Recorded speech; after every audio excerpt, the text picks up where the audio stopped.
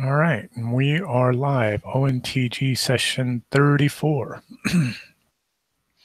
And we're just starting with the recap for the evening when we last left the group. I think you had all broken through one of the portcullis and had a huge and epic battle with giant gorillas and these crawling centipede-like creatures. There was fire and spider climbing and giant adventurers. All kinds of insanity. And at the conclusion of this session, I think you had all decided to withdraw to the surface and rest and recuperate. Yeah, back at our camp. Not being able to heal. And we had finished the camping session, and the sun has now risen on the 8th day of the sword. There is no spell casting bonus on this day. No spell check bonus for this day. Anybody? No negative as well? No negative. It's just flat, 0. Okay. It's I'll straight. take it. Yeah, that's fine. And we also had talked to Sky, our friendly gorilla, and told him what was going on down below and what we had seen so far. And one should ask him, the priestess should ask if he wants to join us. Yeah, I think I'd left that option to him if he wanted to come with us, though the ones below are greatly changed.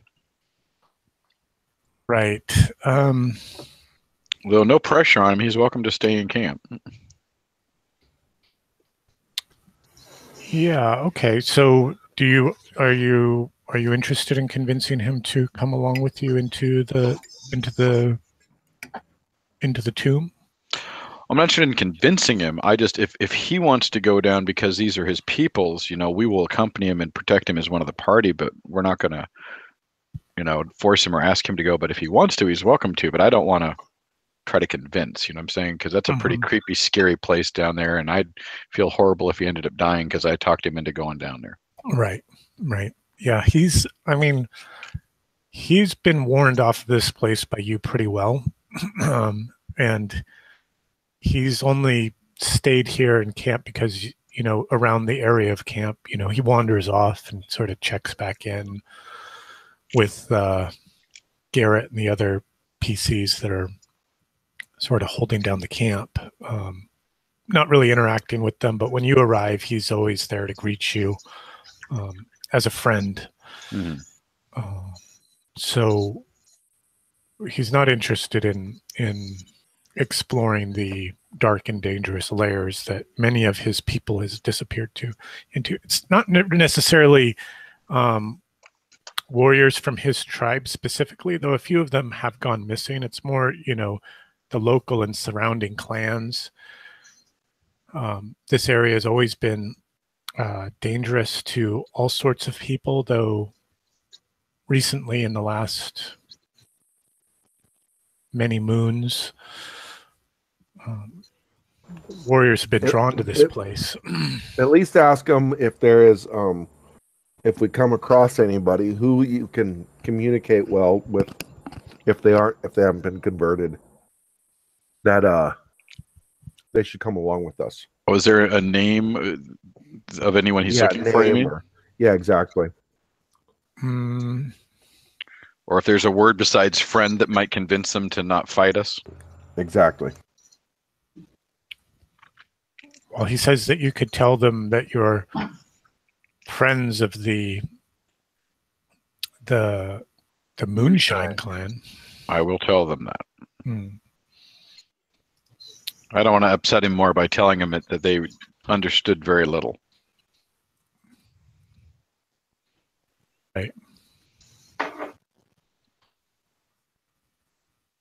Before we kick off with Mike's dream sequence, is there anything else that the rest of you want to recap or undertake in this on the dawn of the 8th day of the sword? No, unless Gib do people need healing in the morning? Yeah, so Gib took 5 hit points, right? And a broken leg.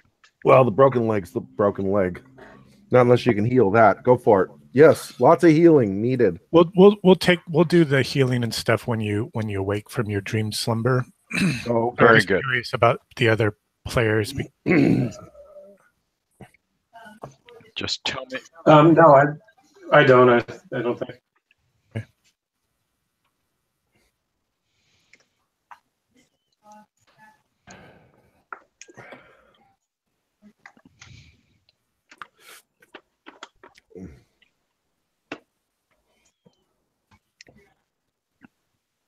What are you painting, Peter? Pirates. What are you painting, Ethan? That's always fun. What are you painting, Ethan? Or are you painting? I am. I'm also eating at the same time. Ah. The green stuff that I was working on last week, I'm painting up the figure that goes along with it. Oh, nice. How about you, Nils? Yeah. Take a guess. Caveman.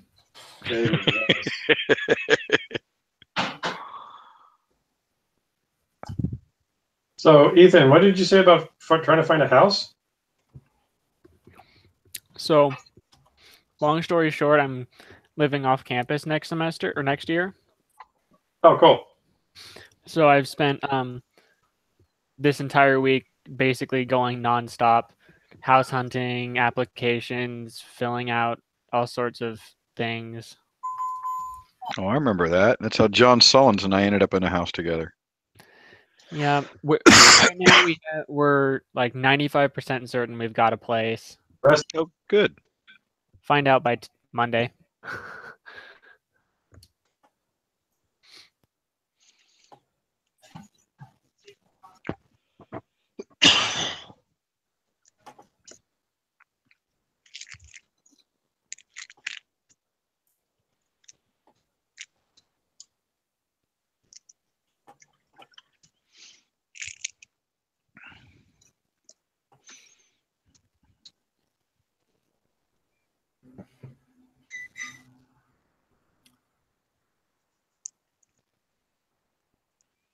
I already painted the longboat for him. So my pirates have a boat. Toot toot. Sorry, I was on mute. I was saying I think I'm finally ready. Okay. I had started in my introduction and Peter was talking about a longboat. I was like, what the heck? I apologize for interrupting when I didn't hear you. No, that's fine. I couldn't even. I'd need to adjust the size of my windows a little bit so I can see some stuff. So when we wrapped last week's session, Gib had started a lengthy incantation on that spell that he had learned, or that he had stolen from that Kith witch. Acquired. Some might say acquired, some might say stolen. But she's dead, and we have our opinion. Okay. And we, since we have the last opinion, that makes it fact. That's it. Yeah. There's no one to dispute this fact. No one- Excuse me. I'm sorry. I need to go prevent a fight. All right.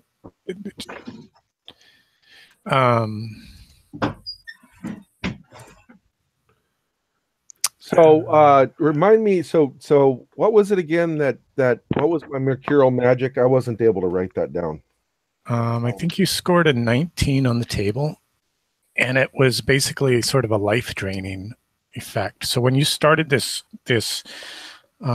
incantation, your body was racked by Right, which caused me to lose the 5 hit points, right? It's called siphon magic. And when you cast a spell, there's a 50% chance of causing the caster or another nearby person to forget a spell of equal level for the same day. Okay. And it's a 3 in 4 chance that it's you, and otherwise it will be one of your friends. So you basically roll a d4, and on a 4, it's one of your friends. Next closest spellcaster. And if that caster doesn't have a spell of the appropriate level, you take damage equal to d6 plus the spell level.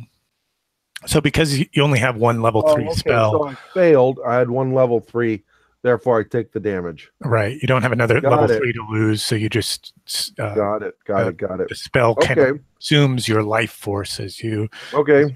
as you're casting it. But because this spell takes so long to cast and whole night's rest, you know, I have to enter sort of a dreaming state and go on Sure. to the plane of the multiverse and seek out an eternal champion to serve as your thrall's not the right word. What would be the right word, Peter? I would think maybe assistant or Comrade. champion for the day. Your Comrade's champion. good. Yes, your champion for the next day. So you're wandering the. So why don't you? At the risk of interrupting, I see this is very Doctor Strangey with all kinds of weird stuff floating around and weird angles, and you're seeing lots of people sort of fading in and out. Sorry, I just wanted to share that. No, thank you. I was going to ask for Mike to share with us a little bit about how he sees this quest, his search for this we could go champion. with that what you just said. Okay. I just love Steve Ditko. I can't help it. Take the easy way out. Thank you. Well, he volunteered. And you cut and shortly into your wanderings of this strange plane, you come upon a man, slender in stature but of broad shoulder, sitting on a rock, looking out over a cascade of stars that are falling over like a waterfall off the edge of the universe. And he stands and he turns and cocks his head quizzically at you and says, "Wizard, do you seek me out?" Say yes. I am Orax. And he carries a mighty sword on his back, huge two-handed blade of red iron. Cool. So Gibb says, "No, I do not seek you out. You sought me out." But yes, in your quest to take care of the enemy that you have sought out. Of course, this is a dream state to him. Yes. Then Gibb knows that it's just self-fulfilling, basically, that he is the one seeking out yes, my enemy, my half brother, that bastard, by another mother. Yes. You have sought me out, and you will fight for me now as we both go fight your enemy. Long have I wandered seeking you, wizard. I am glad I have finally found you. Take us from this place and return us to the mortal plane that I might serve you for this next day before I must continue my search for that bastard sister of mine. So he's stocky but very frail. His skin is the color of light chocolate.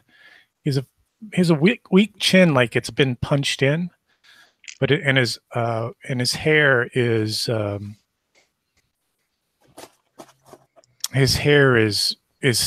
closely cropped but tightly but curly at the same time.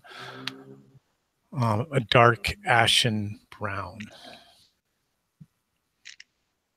And this is Orax, your champion.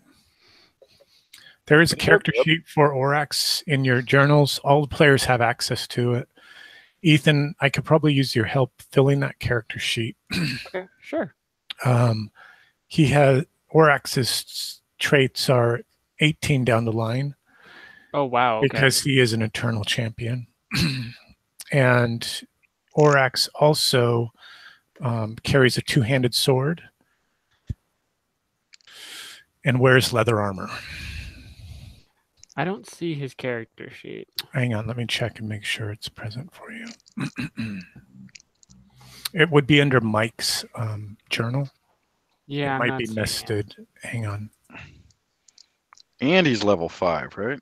He is level Yeah.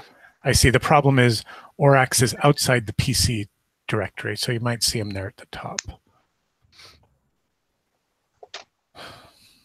Do you see it, or do you need me to move it, Ethan? I not see seeing closed PCs. I see handouts. I see. Yeah. Let's see. In Mike's journal, can be edited by all players. Save changes. Let me move it into Mike's journal and see if you can see it there. Do you see it now? I see Mike and Mike's character sheet. No, just a blank, but yeah. All right, hang on, working on it. Oh, okay. Yeah, I think it just popped up on mine. I see it. I need to change it to all players' journals. Hold on just a second. I blame society. It's all right. I blame Roll20. Except it doesn't look filled out, which is what I guess you meant. Right. Oh, that's it. I did see one. It said Mike. There we go. Now there's one that says I Oryx see as it. well that you can see. It's Oryx, Oryx, yes. a really good cleaning agent, or an awesome warrior. I'll start Or with maybe a little bit of both. It depends on which side of the fence you're standing on. So he's 18 across the board. This guy is some sort of sumo wrestler or something. With a weak chin. Don't forget the weak chin. You can see his physical description in the bio. Mhm. You all can add to that. You can all do whatever you like with this character. And we will need to roll his hit dice. Ethan, I'd just like you to kind of work on that in the background. Yep. Let me know if you have any questions. Thanks. So, as Was it a since two-handed we're all sword or one? sleeping Two-handed. around the fire, basically, as I awake, if whoever's else awake before that, Gibbs like muttering these things, and then as he awakes, then this warrior steps out from the fire, basically, and it's kind of a weird. As the sunset's coming, or the sun is not setting but rising, it kind of like displaces the light of the fire, and then kind of shows this warrior like all of a sudden like illuminated, and he looks around, and since he of course knows what's going on, it's his dream, it's our reality. I introduce him as the warrior who was seeking out Gib. Pleased to meet you. Long have I sought Gib, and he starts rooting around the camp looking for something to eat. Well, we got plenty. He tears into Hammy's pack and starts Hammy don't share food. Gerda will feed him. just devouring handfuls of whatever rations he has. Cross off 2 points of rations from Hammy. Off the Hobbit? You know how to make a Hobbit cry. Sammy, don't do that. Hammy don't share food. Let me find my paper He character. says, so I'm sorry, little gentle sir. And he hands you like a handful of whatever he'd been munching on that has 3 huge bites out of it. Would you like some? No, thank. That's all right. Help yourself. Hammy's just sad. I feel terrible. I should have asked. What's ours is yours. Really? And he goes to Gerda's backpack. Not And picks out 2 handfuls of food from her pack. Shoves them into his pockets. Cross off 2 points of rations from Gerda. Well, to be fair, he does have 18 across the board, so he's got quite an appetite. He's probably hungry. All right. I'll if I don't end up with a lot of displeasure today, I will summon us some food. How's it? Oh, right. And I think Sounds like a good idea. you all wanted to start the day with some casting. Is that right? Well, I hadn't intended to, but I couldn't heal anybody yesterday, so I've got to do it today. All right, because you had picked up a bit of disapproval before. Yeah, I rolled 2 ones in a row. Like right at the end of the session or something, right? Yep. Okay. Okay, good. Let's go ahead and start with that casting. All right, so we got level and ability.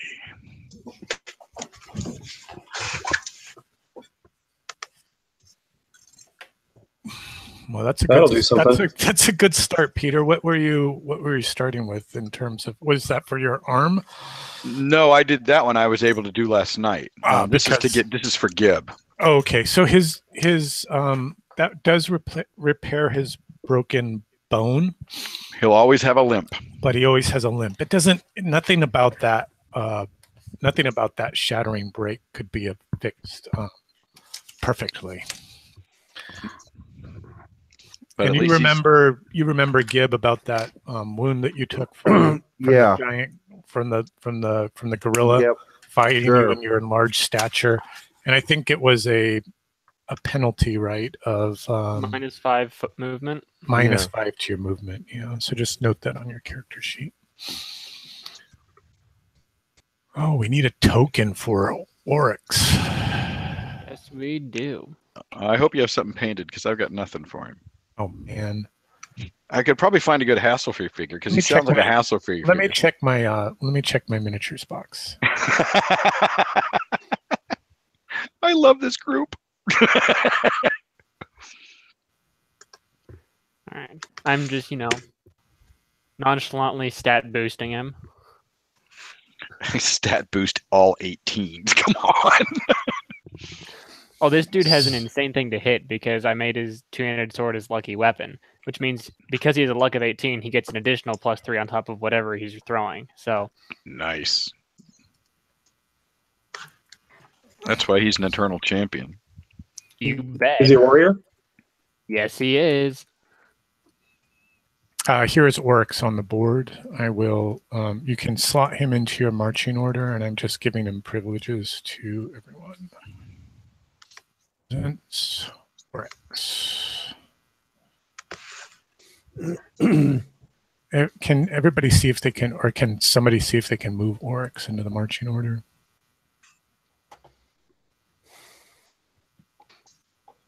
Gotta get close in there.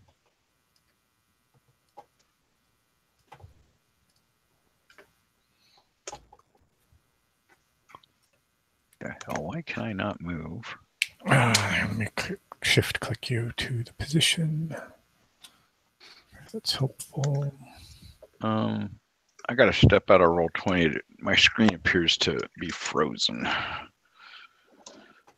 Mike, can you see if you can move the Oryx token? I cannot. I can't select him. All right. Cancel. Is this studded leather or just regular padded leather? Studded leather.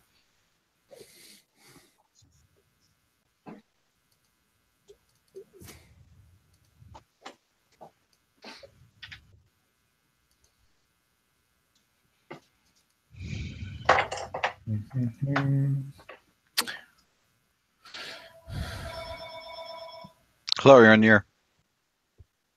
One ringy dingy. Hi, honey, I'm home. Yeah, if I can. Oh, moving some things around.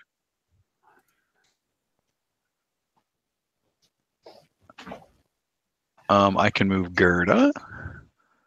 I can move Hammy. And I can move Oryx. There, I feel like I'm part of the team now. Oh, Excellent. okay. Right. Thanks for confirming. Okay, cool. Yeah, now I can as well, so that's all Awesome. good. All right. Let's see. It's all good and it's all in fun. So get in the pit and try and love someone. Any other casting happening before we start the descent? Is there anybody else damaged? Oh, wait, Hammy's missing 4. I gotta heal Hammy. So you healed my leg, right? Just But you the haven't healed. But you haven't healed my hit points, so I'm 5 down. Okay, let's heal your hit points. Oh, Yeah, that one was peeked up there for a second, motherfucker. So you are an adjacent 19, gets you 2 dice. How do you want to do his birth augur lucky roll? Troll D30. Sure, roll a d30.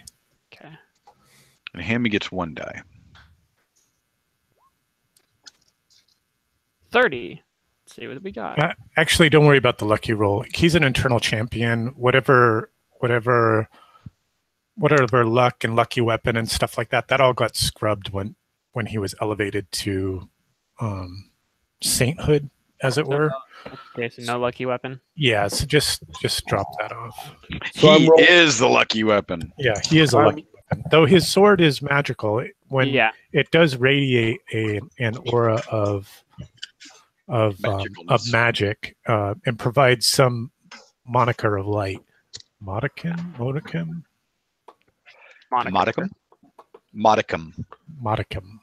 That's a little bit, right?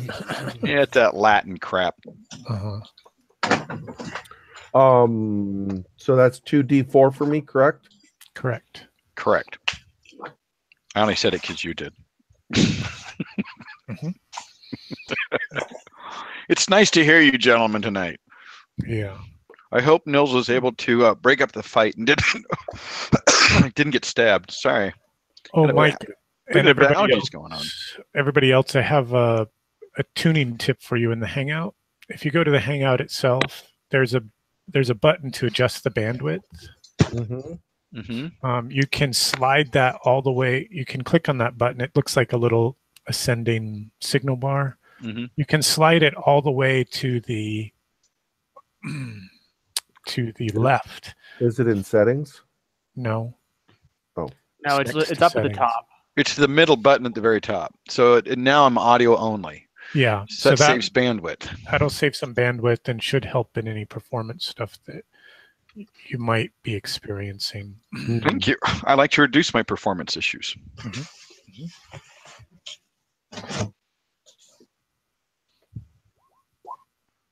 I heard that.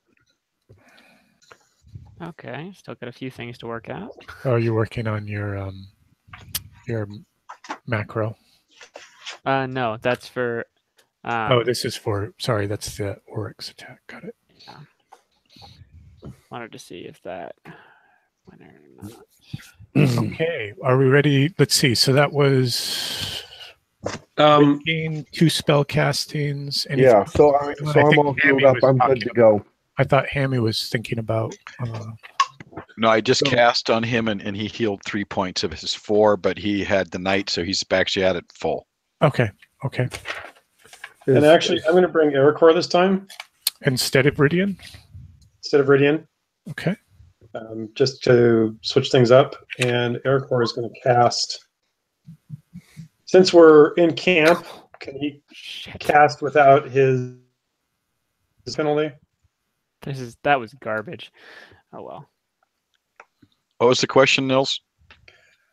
Since we're in camp in the morning, can Ericor cast without his normal armor penalty? Well, yeah, you could be naked, cast, and then get dressed. Well, I'm asking Eric that. Sure. You can take the time to do that. Cast all night. He's going to cast Animal Summoning. See if he can. Okay. Nice. Just in case I get really bad disapproval again, we have to sacrifice something. So, that was 26. That's not my roll. Here we go. Roll to 12. And get a plus your level. Hold on a second. I think your spell check. I think there's right. So that included the armor check penalty. So it actually is a 15, which is good because otherwise.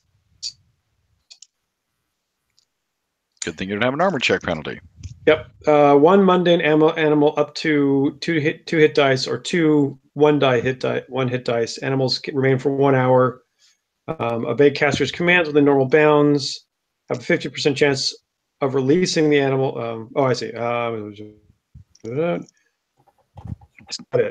This is actually the first time I've cast the spell. Manifestation. Better And roll your Mercurial Mercurial. magic. Yeah, both, please. Why don't we start with the Mercurial? God, I love the magic in this game. I really do. Mike, what is Gibbs' alignment?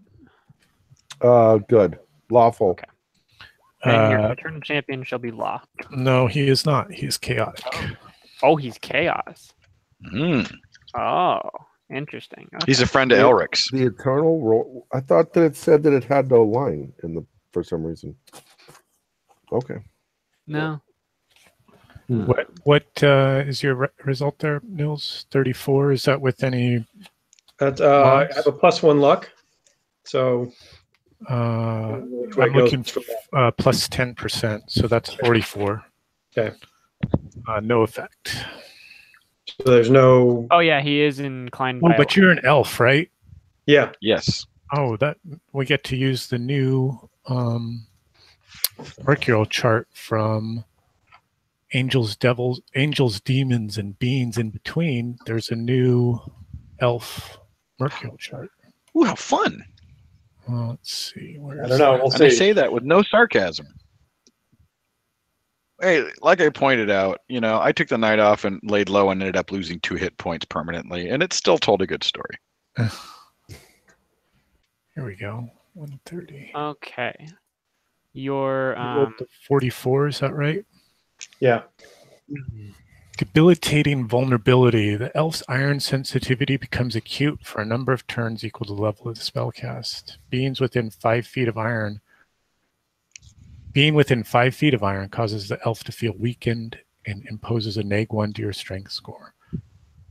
Touching iron is agonizing and forces a DC 10 will save every time they come into contact with the metal. If a failure is indicated, the caster convulses in pain and falls prone. Good thing we're out of the dragon wall. Yep. Oh yeah, that's probably the dragon wall is made of iron. That's absolutely what it should have been. So this is every time I cast the spell. Correct. Well, I guess I'm not casting the spell very often. Well, at least Or not the dragon be all wall. set up now. Yeah, and you just want to note it down on your character sheet somewhere. That's a 44 result in the Angels, Demons, and Beings in Between Volume 2, the Elfland edition, Nice. page 130. Even custom for you. I'm impressed. Actually, that's kind of cool because these are, he started off with some pretty bad iron poisoning, and then there was the whole, cleansing, and so it's Right. Yeah, I can see it. So you've summoned, I think, what was it, 2 hit dice worth of animals? Yes. Either 1 2-hit die animal or 2 1-hit die animal. And are you in your rule book and deciding what animals you're summoning? I'm not making. He just did. First of all, just a second. Okay, I recommend against the three-toed tree sloth. Oryx should have his character sheet all done now. Nice. and here is my manifestation: a flash of dark clouds, and the animal appears. Blam! That's a pretty good one. polymorph. Oh, we need Air Course token.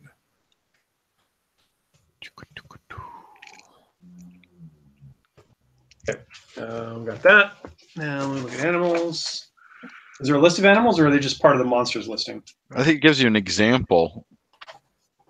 I think that's how I picked lions. And they were just cool. Usually, it involves animal summoning involves some sort of piece of the animal you're summoning. Oh, yeah. To expand the spell, caster must be familiar with the animal type and have some material remnant of to expend in casting the spell. Mm-hmm. Feather, paw, fur. Sure. You'd be carrying something in your pouches and stuff. Yeah, he's already kind of a.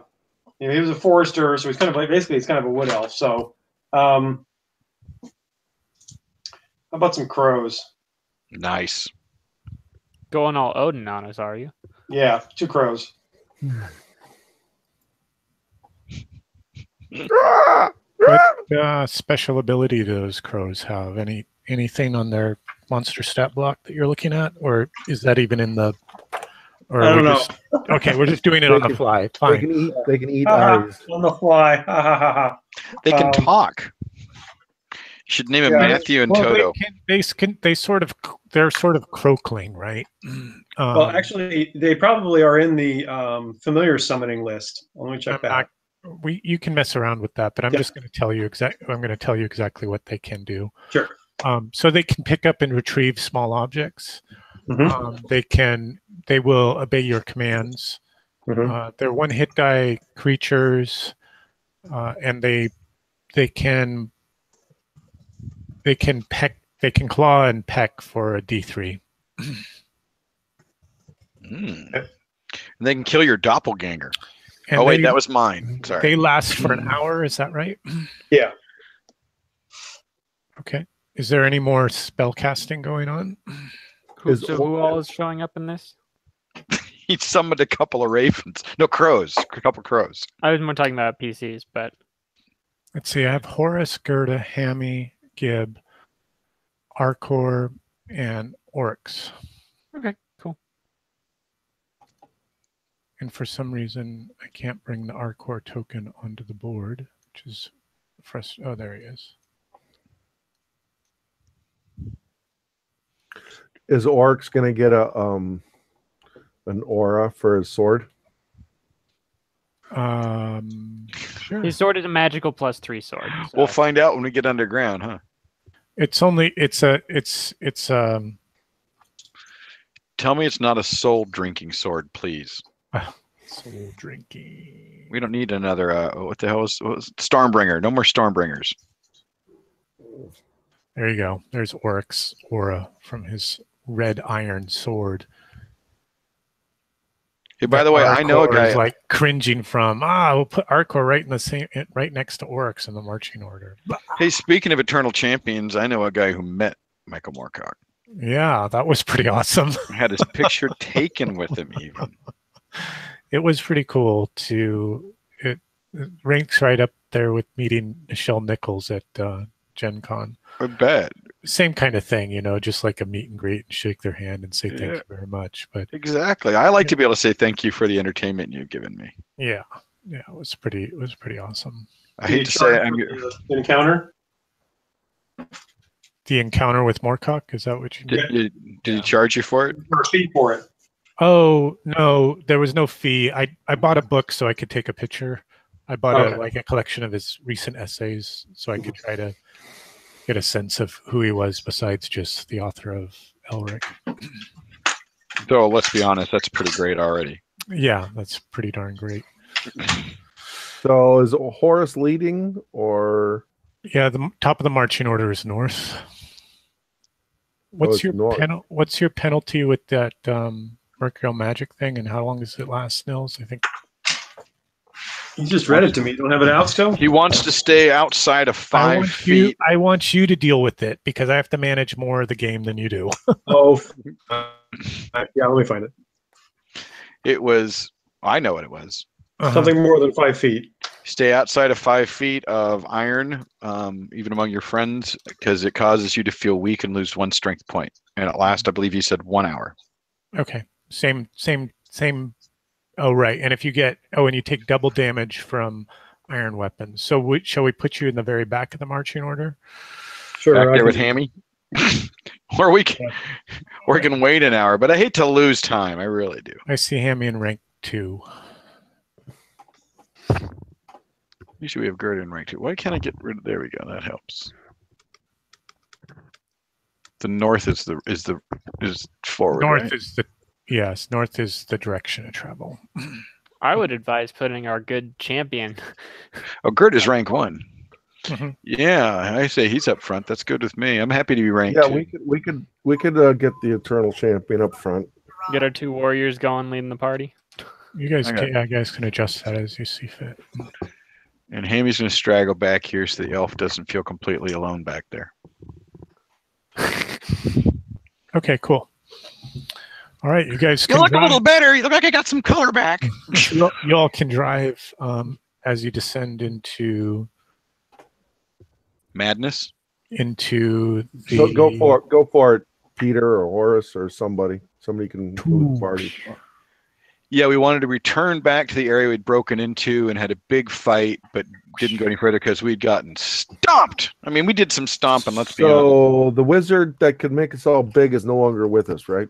Correct. Sad face. He is muttering in camp. Actually has, but he's in effect. Ercor also has enlarged. But Oh, not- nice. Very nice. We've But- decided we're fond but of this what? spell. I heard you say but. Did you say but? he has a -3 armor check, so it's going to be harder for him to do well. Got it. Right. Okay. Yeah, clerics are the only ones that don't get the So we Armor could penalty. penalty for armor, right? we could go for an enlargement and actually go to the other portcullis, to the one that's just directly to the southeast. There's I would. three. Yeah, I was thinking we should just go through the one we have and see if that doesn't open up on like the back of the other portcullises. Okay. Mm-hmm. So we don't have to use the spell more often than we need Sure. to. It's always good to be giant, though. I know Oh, it felt yeah. good. Hammy was feeling even more annoyed than usual, but I was also thinking if we, in another one, we could try to remove just one bar and send Hammy through to see if he can't find the crank. Don't separate the party unless the party's already separated. Wiser words are never spoken. All right. I'm sure there are Where do more, we but wanna those Those are good right now. I say north. North. Okay, Okay. sounds North. good to me. Because west is the green apes, south was the purple apes, and north Grape was the apes. centipedes. They're Grape grape apes. I know you don't understand. You just have to trust We me. could go try to make. Yeah, let's go north. Screw it. All right. Do we want to go check out the door or keep walking north? I say go north. Come Just back so to we the door. don't get ambushed. Yeah. Good Okay. call. That's where those big freaking centipedes came from. I want to make sure there's not a nest of them going to ambush us. Good call. And we know that those are wandering monsters, so there aren't going to be any more of them. Oh, I thought the Right. The players know that, but the characters don't. Right. Yeah.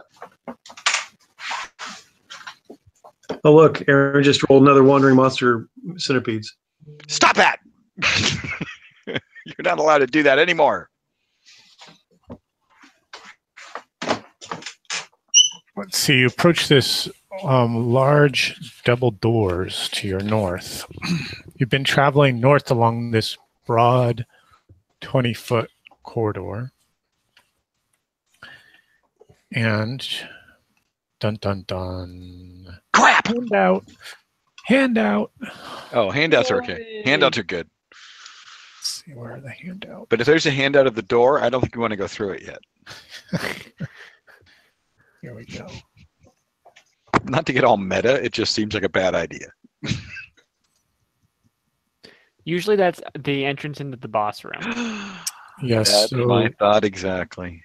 there's a large, oversized door that's inscribed from top to bottom, depicting a stern primate face. Hey, look, it's Horace. Not unlike the sculptures that you saw at the entrance to the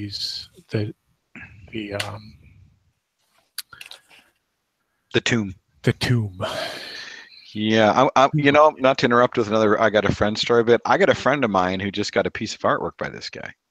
Oh, that's right, Nils. Tell us. Oh, you can't tell us the trick now because we're So- recording. Tell us I have later. to ask, Tell us later when we're not recording. Are those door handles or giant boogers? They're piercings. I think we want to come back to this door, though. they're ringlets of snot. There we go. They'll be trapped just for that. Oh, God. I say we check out this door right Let's here. go. Let's go right. I mean at the T here? Okay, sure. Go for it. I mean at T here? Yeah. There is no right. Oh, there is no right. It's just this. There's is only it. wrong. Gib just walks into a wall. I don't know. We could put our new champion to work. Chopping up stuff before he gets whittled down with any minor stuff. What is his hit points, anyways? 45 because he rolled like absolute crap. It's still more than Hammy and Gerda combined. It's a little bit more than what Horace has. And he's a level higher, so you theoretically. I say we go through the doors. You The want big to, double doors? That's what I say. It goes against what the priestess said, but The priestess is, one arm short now, give- right? She is Yeah, but- not. Just because she has to strap her shield on, she's still got a hand there. did you guys want to go north or west? no, we'll go through the west door. Okay. I just think we want to check out a few smaller areas before we walk into the big main area that's probably full of dangerous gorillas. Are there? Oh, okay. This There's room a- opens into there are two large rectangular stone troughs in the center of this room. They're about 20 feet long. They run east to west, and they're 4 feet wide and about 4 feet deep. And they rest along the north and the south wall. Are they Something like- empty? they are empty. Aside from, there's about a 2-inch layer of charcoal and ash in the bottom of these troughs. Of both of them. Hmm. And there's there's a greasy soot that covers the insides of the troughs and the adjoining walls and ceilings, like something's been burned inside. Burned in them. Hmm. And much of the floor is also covered with the same kind of soot. And there's nothing written on the walls or anything. No. And there's no discernible stuff that was burnt, right? It's just all ash. It's all like complete ash. Yeah, it's like looking in an old fireplace. Maybe there's some wood and like chunky bits in there. How deep is how deep are the troughs? They're 4 feet. They're 4 feet deep. Mhm. So this is like Oh, a wow. crematorium for getting rid of gorilla parts. Sounds like it. This sounds not nice. I don't really want to search through the ashes, do you?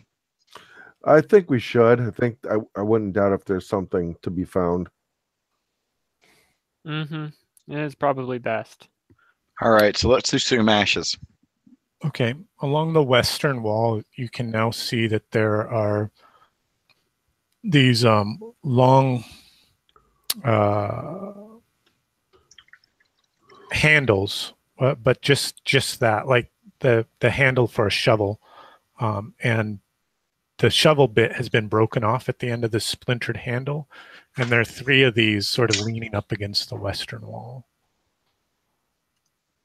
3 shovel handles. So Broken it's just shovel handles. yeah. So it's just the handles with no scoop, right? Correct. Got it. So we can use those to dig through the ash. Mm-hmm. All right. Ericor will, being that they're not iron, Ericor will keep them, pick one up and start digging through one of the piles. Okay.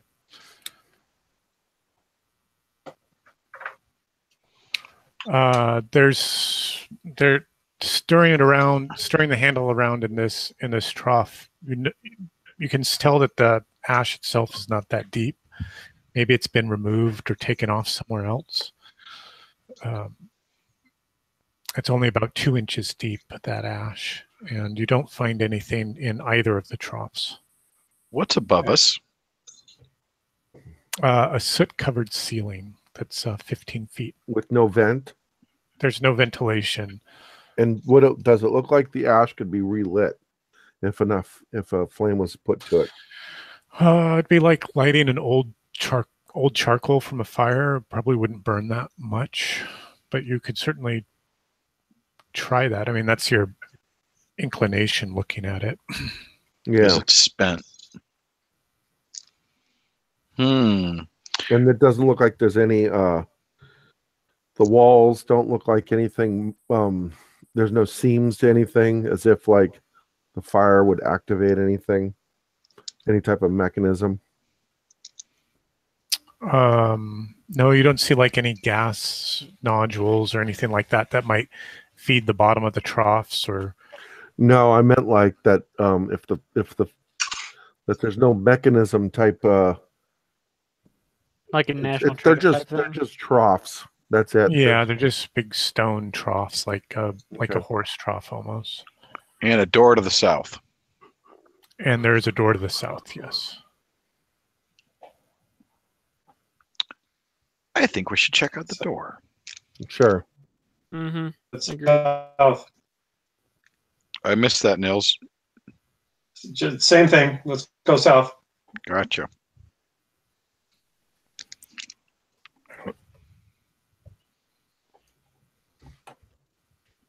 My guess is it adjoins into that. Where the other door's leading. My guess is it's a bathroom. Whew. The doors that you guys travel through, I'm going to leave open generally. Mhm. So we can move back through them with the miniature. Yeah, without me having to get onto the lighting layer and do something special about that. Yeah, it makes sense from your point of view that unless it specifically needs to be locked, you might as well just always do that. Yeah. Right.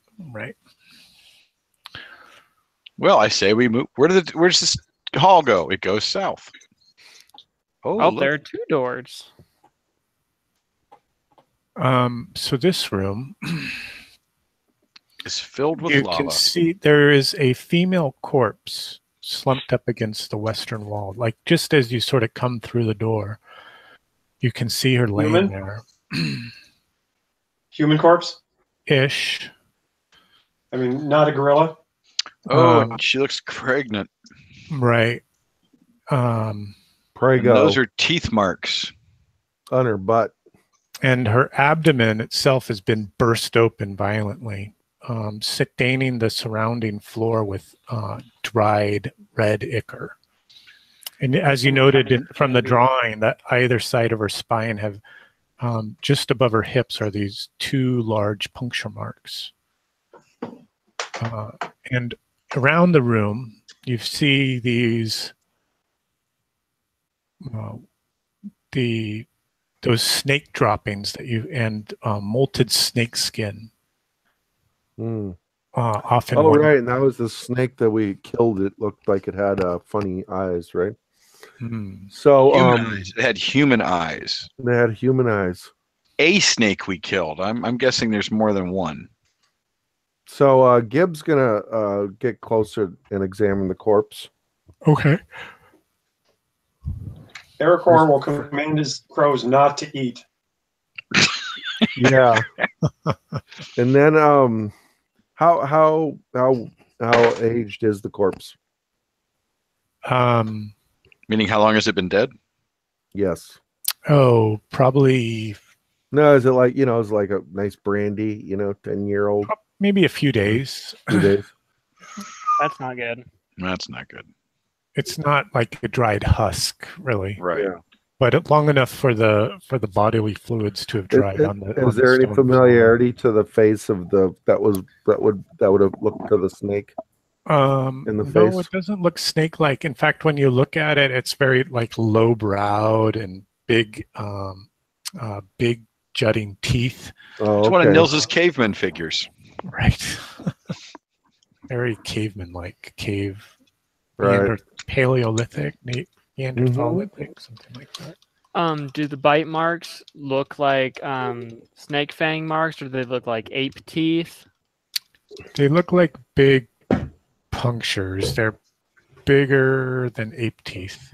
Yeah, it's different than the mark on Gibbs' leg. Look, we can compare them. It would be like you took a wooden stake, and it'd be about that big. Yeah.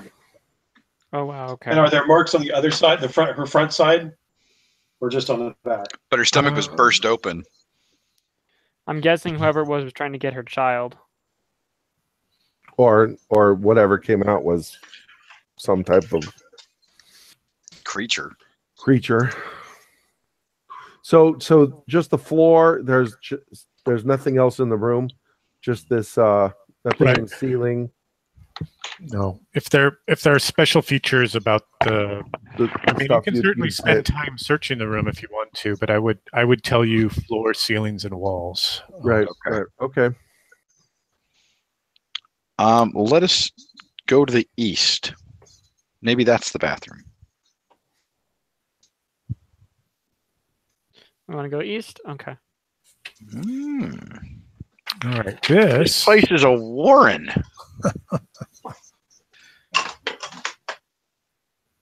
Let's see. Here, there's a burial shelf set along this diagonal wall. Mm-hmm. Similar, you've seen these before, and laying which in that shelf is like one of those taxidermed preserved apes with all of its orifices stitched closed. Yeah. One of those all And again. Jim's inside. Oh man, Gibbs gonna go nuts again. He is a man of science and wizardry all at the same time. So, because he sees it as a hand-in-hand relationship. Certainly, one funds the other. So you're spending time here desecrating the Does it look any different than the other ones that no, he came across? no, it's very similar. It's very similar. Remember, those were all empty, right? It was the heads that had gems in them. It was the heads that had gems in them. Yes. And the age of this one looks about the same. Yeah, it's preserved, like a stuffed trophy, kind of taxidermied kind of creature. Yeah, Right. Gib won't spend the time on this one. Let's check the broom closet. Sorry, he will or he will not? He will not. Oh, okay. The broom closet to the West, North or south? The north. west. northwest. There you go. Yeah, northwest. All Yeah. right, so let's see here. I mean, just based on the graph paper, it can't be anything but a broom closet. It's a tesseract. I was about to say it's a portal. Of course, something wicked gets rolled. It's the loo. It's actually the boss room, and the only way to defeat it is to have gone through the double doors first. Let's see here. Game over. Sorry, guys. I'm gonna go. Yeah, go ahead. So in the center of this room, there's a lidless stone urn. It's about 4 feet tall and 3 feet around.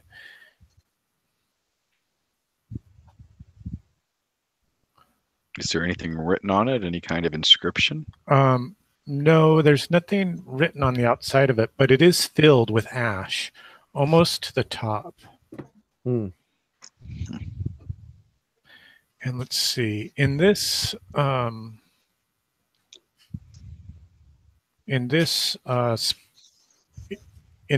see. Yeah. Yep. So it's just a small chamber with this big urn in the center of the room that's kind of filled nearly to the top with ash.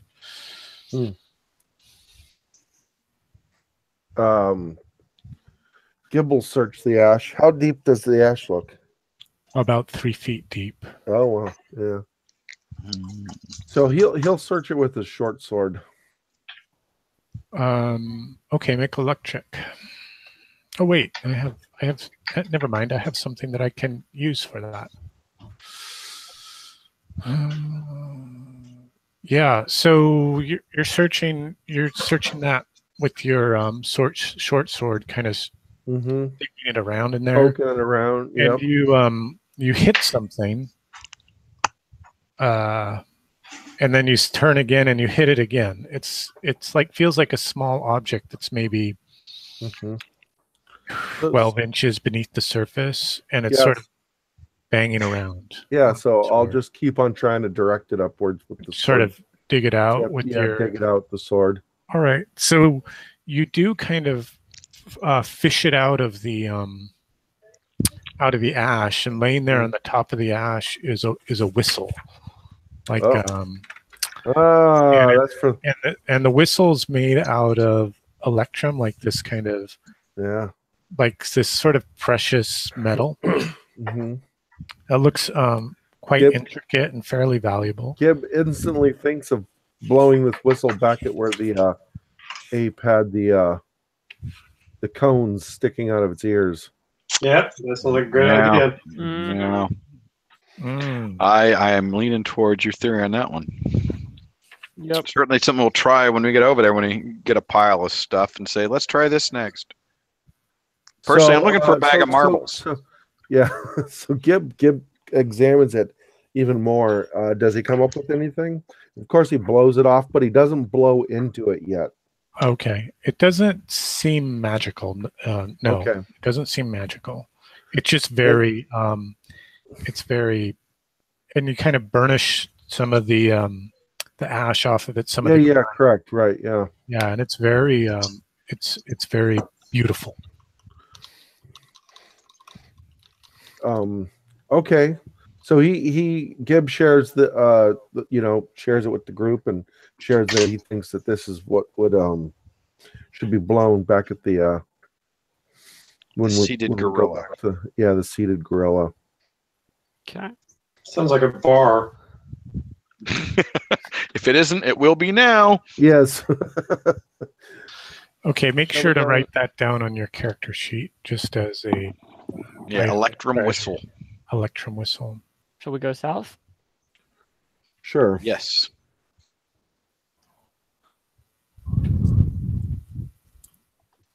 I repeat, a veritable warren.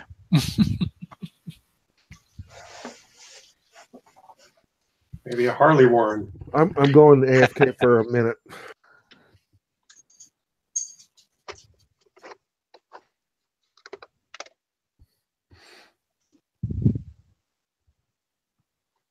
Sorry, I was on mute. This room is empty. Bear. Okay. South, I think. I agree. I like turning them. There you go. Very nice. I like them to face the right way. It's anal retentive, I know, but it's me. That's all right. I'm with you. Yeah. So this small 10 by 10 chamber is very similar to the one that you found to the north. With the urn. In it is a large urn, about 4 feet tall and 3 feet in diameter. I think it'd be wise to dig through it. Yeah, well, Gib is AFK. Horace will take his sword and fish through it. See if he can't feel anything. Okay. So you're searching. Mm-hmm. No, you don't find anything. Oh. Okay. Gib has a magic touch. But you were just sort of stirring your sword around in the urn. Mm-hmm.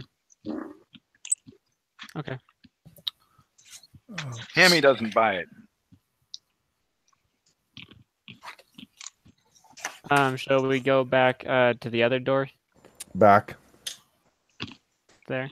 We found another urn. We stirred around it and it seemed to find nothing. Okay. You have a magic touch, apparently. I say we go back to that southern door now.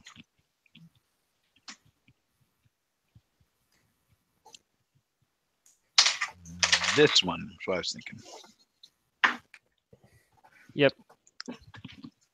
I was just getting us there. We're a team. Yep. Oops. Sorry, let me move that door for you. Let me open that door for you. Oh. Gotta be on the right layer. I need to know the hotkey for this layer, which I don't know yet.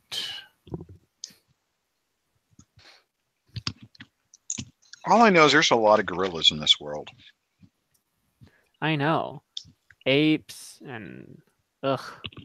It's a running theme. It ties all the adventures together. Let's see. This room is empty, bare. It has 2 letters on the wall, an M and a T. Moving south. Mm-hmm. This room opens into another one of those strange,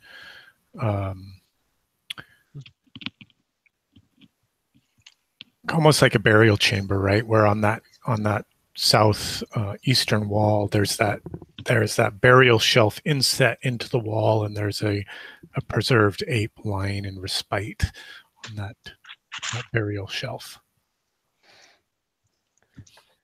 Anyone want to do anything with it, or do we want to keep moving? I think we decided to stop desecrating the dead. I say let's go west, young man. West. You like the Horace Greeley line there? Mm-hmm. Actually, as everyone's walking out of the building or out of the room, being Aircore that's in the back, he's going to go over to the ape and kind of like move it around a bit, shake it a little bit, see if he hears anything rattling, that kind of thing.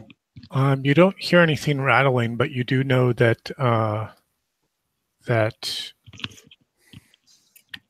Gibb has found treasure in these large kind of semi-precious stones, like buried within the stone within the ape itself. But shaking it and moving it, it's like heavy and solid. It's stuffed with something.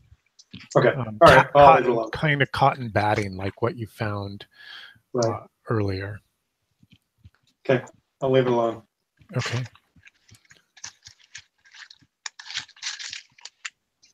Ooh. We should go northwest.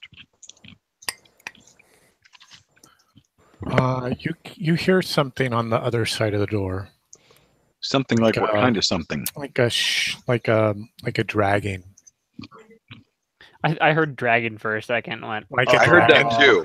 I said not another one. Like something being drug. Some large thing. Yeah. Like a giant snake or a body being drugged. Do you want to listen again more carefully? Yes, Aircore, using his elfie skills, will listen more carefully. And we'll move the lantern away so we don't interfere with his infrahearing. His infrahearing? Yes. All right. You don't, but you heard the sound when when the party kind of approached the door. Who's in the van? Is it Gerda and Oryx? I think it's, yeah. In the front is Horace and Oryx. Horace and Oryx, that's right, the two warriors. Yeah, they hear something like being drug across the floor. I say we go for it. No, I can't help you. I agree. 10 o'clock, go help Mom. Go get Mom. We are here to be adventurers. And I don't really want to do another argument. Sorry, Peter, what is that? I said, let's go through the door because we're here to adventure. Oh, okay.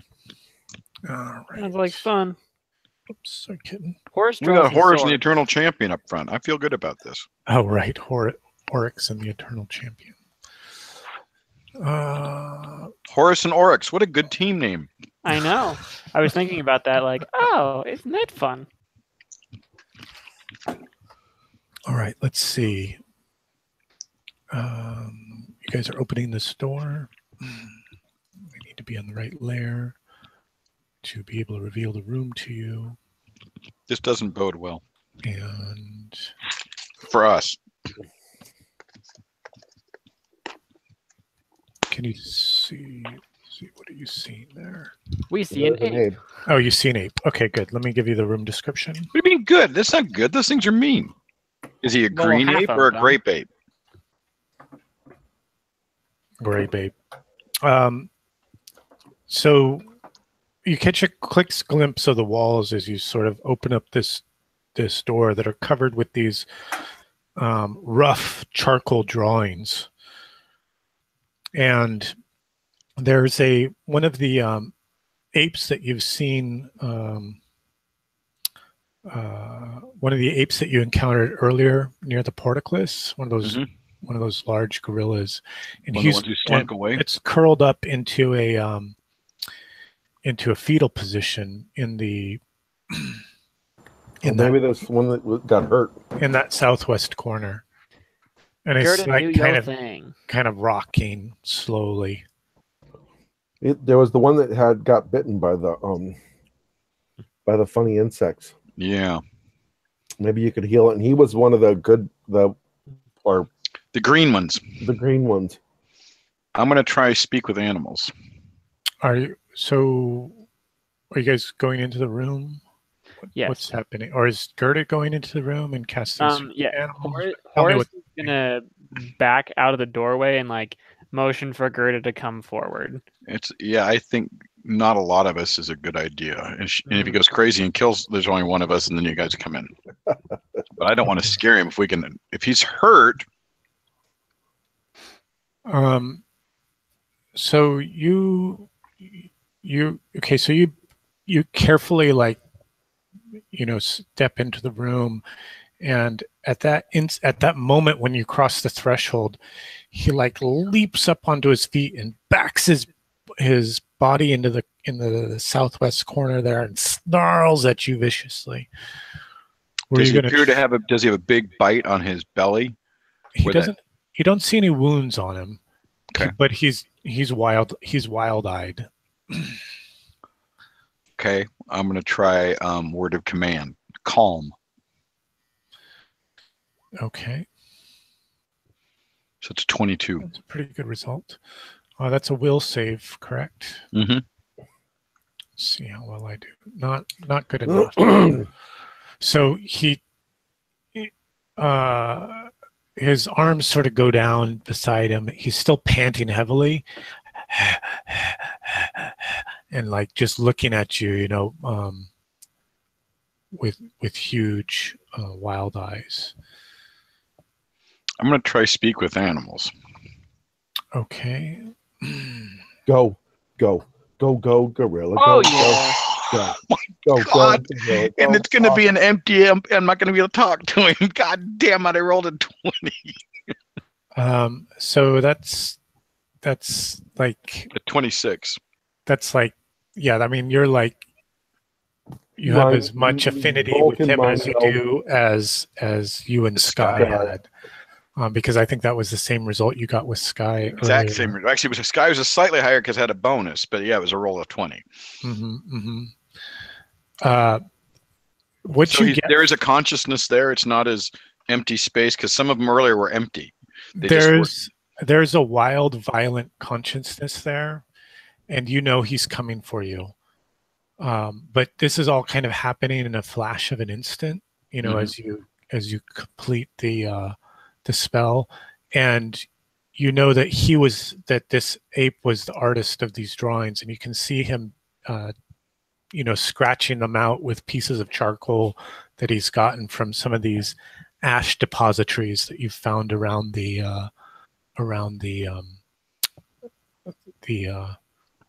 area of the tomb that you've been exploring. Does this connection help give me an understanding of what it is he's trying to draw or communicate? Yeah, the drawings not well because they're like pretty fragmented, and you catch an image of him scratching out these drawings, these sort of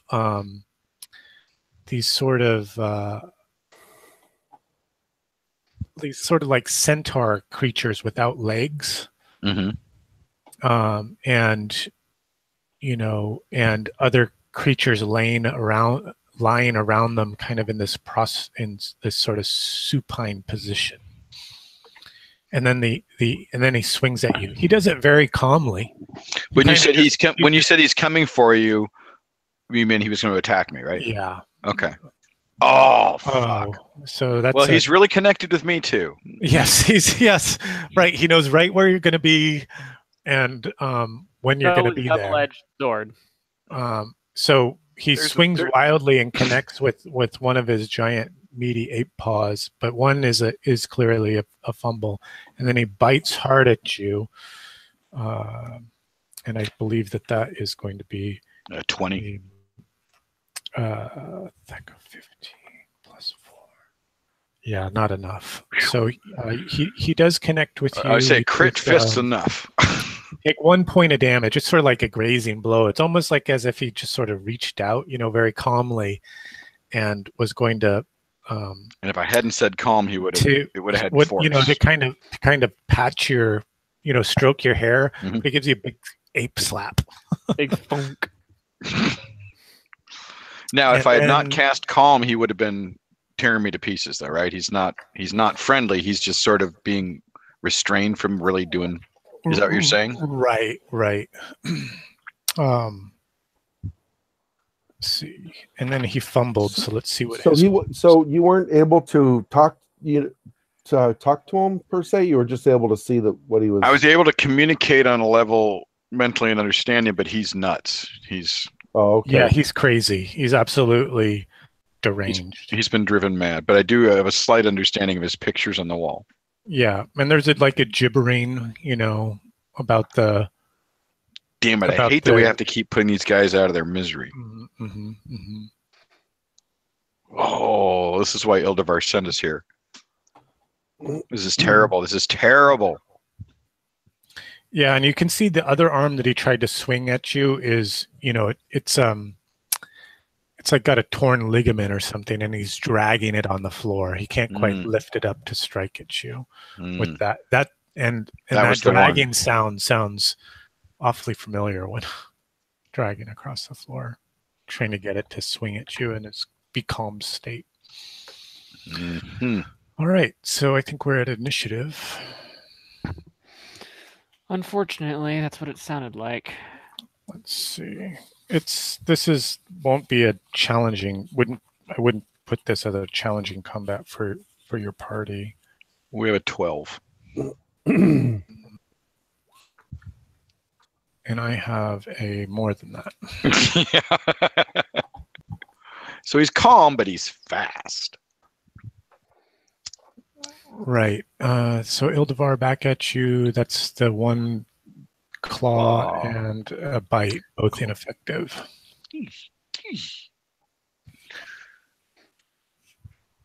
Huh. He's kind of backed into the corner here. Two of you could get on him if you want to fight him. You want the champion Horace. or Horace to move in? Now let's go. Let's get the champion going in there. Yep. All right. Let's see what he can do. Let's get this. Let Gib roll some warrior dice. Yeah. Let me know if anything starts freaking out. On the character sheet. Yeah. So he rolls his d20 plus he has a d7 D die. Okay, and so he's a +6 because he has a +3 sword and his strength of 18. Right, he does have a +3 sword. Just tell me what to roll. So slash roll a d20 plus a d7 plus 6.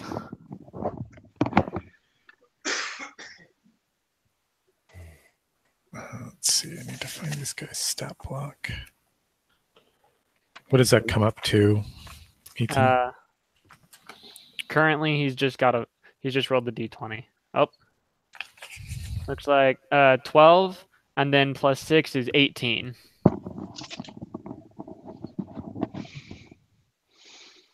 Has he rolled yet? I don't see a roll. Yeah. So so you rolled an 18, and you're at a plus 13 to a d10 worth of damage.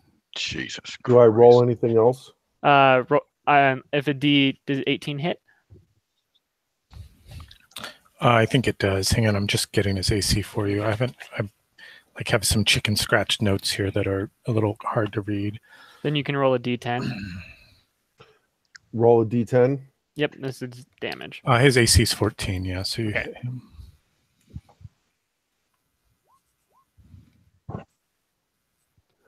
So you do 18 points of damage.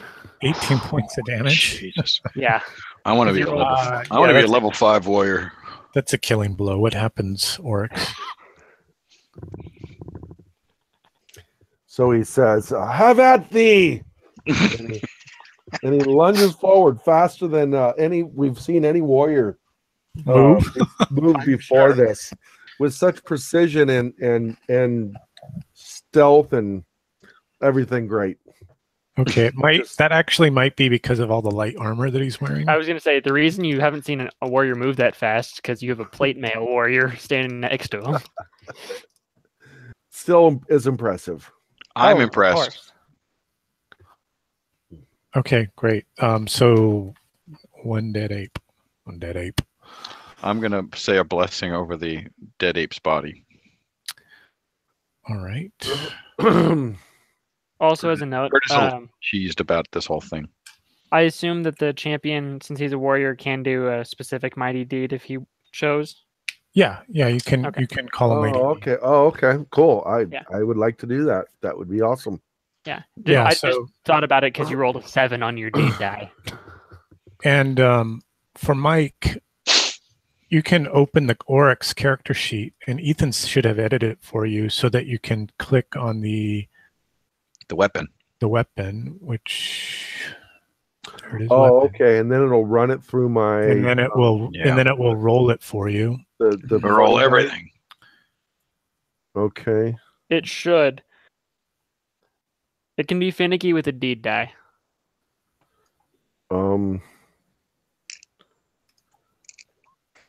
I'm just testing it here.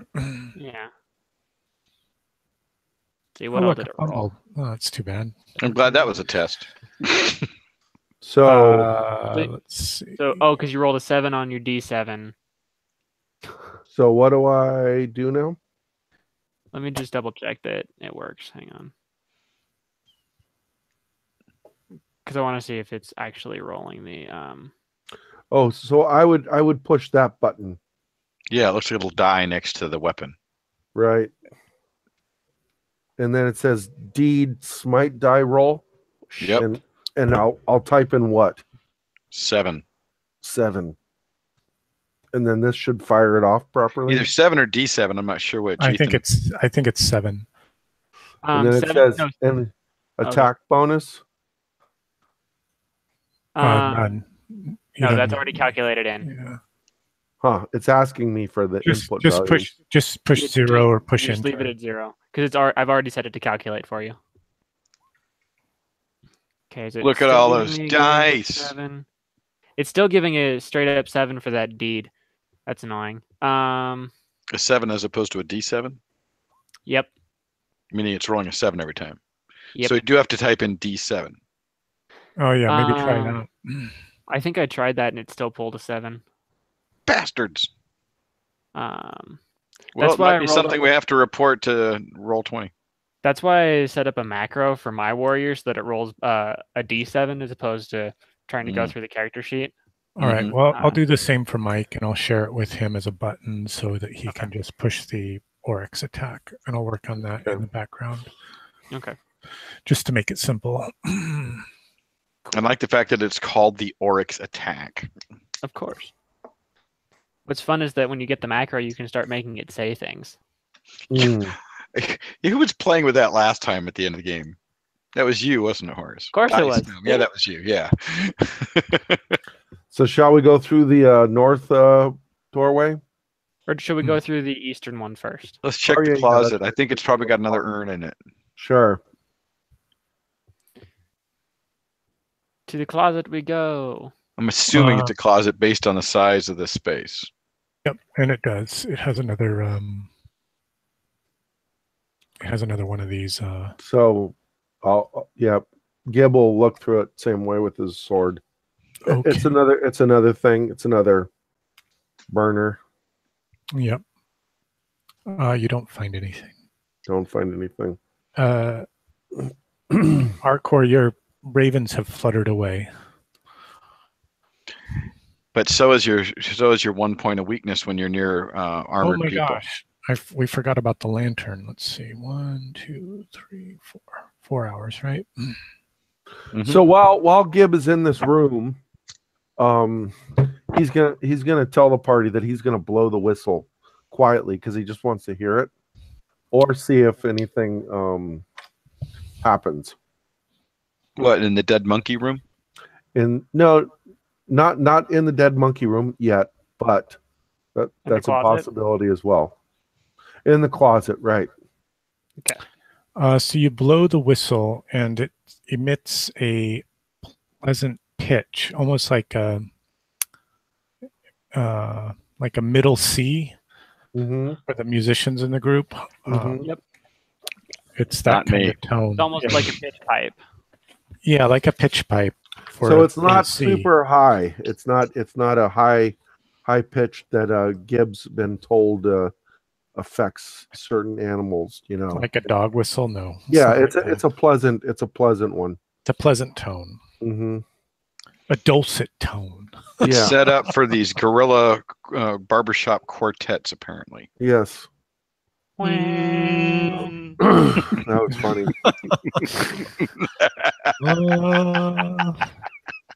Well done, Ethan. That was good timing. Mm. Okay, so the door opens to the north there. Yes, sir. This room is bare as well. There is a door to the south and east. Let's check east. Mm-hmm. Does the diagonal have another gorilla on it? There's no dead gorilla in this room. Pardon me? There's a diagonal wall, but that's not a gorilla. There, right? I'm sorry. There is a gorilla in this room. I missed my note. Yes, there is a burial chamber on that northwestern wall. That diagonal northwestern wall. The burial shelf. Oh, okay. Yeah. So Gibbs gonna blow his whistle. Oh, here. Yes. See if you can wake the dead. Yeah. See if it. Yep. That's one possibility. Oh, right. That's a spell I could actually get, though I don't think it makes sense for my character.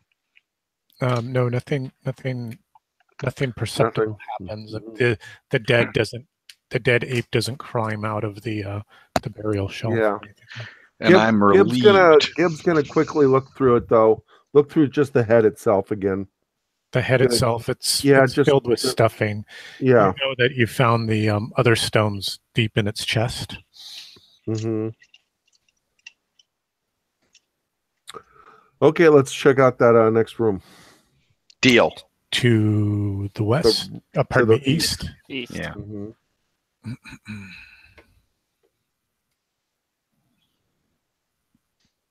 Oops, wrong way. By the way, what did the pictures surmise that the ape had drawn? They appeared to be all kinds of different creatures and animals and beings, all supine and kneeling before some sort of legless centaur-looking creatures. Is that correct, Aaron? Yeah, like centaurs without legs. Like a snake with a centaur head. Okie dokie. Interesting. I mean, my first reaction. So a little bit like the snake we came across, except that was more just a head. It wasn't like a body in a snake, like Medusa type thing. Right. No, yeah, this is just like a boa constrictor kind of thing with human eyes. That we slayed, right? We were rather effective in that one. Yeah. So what's in this room? Oh, are you going in? Yes. Yes. I was drawing my. Oh, it's a star. There's a statue, life-size statue of an ape, protruding seamlessly from the floor. It wears a funny doublet similar to the one that you saw earlier, and it holds a long, flat flute against its chest. I think this is what you need to blow, Mr. Good. This will probably be the let's first, see what happens before you blow the whistle.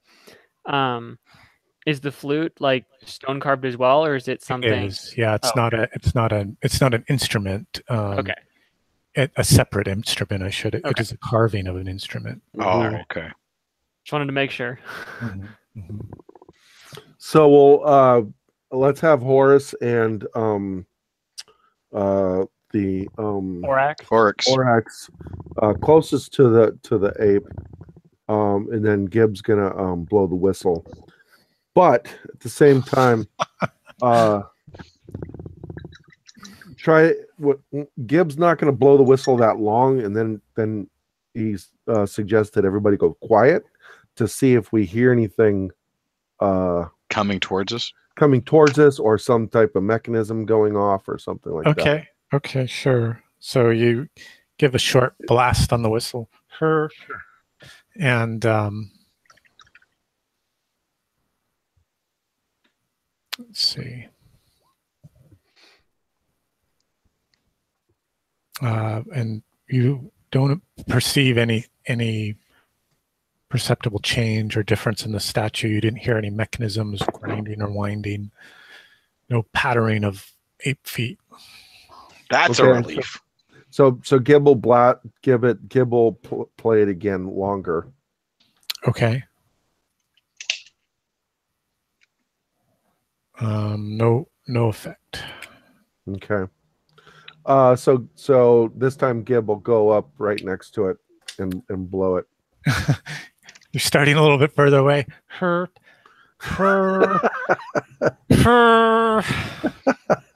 have to. Each blast of the whistle seems to have no effect on this statue in front of you. You got to blow Yeah. harder to get the pitch to go a little bit sharper to hit the actual natural C.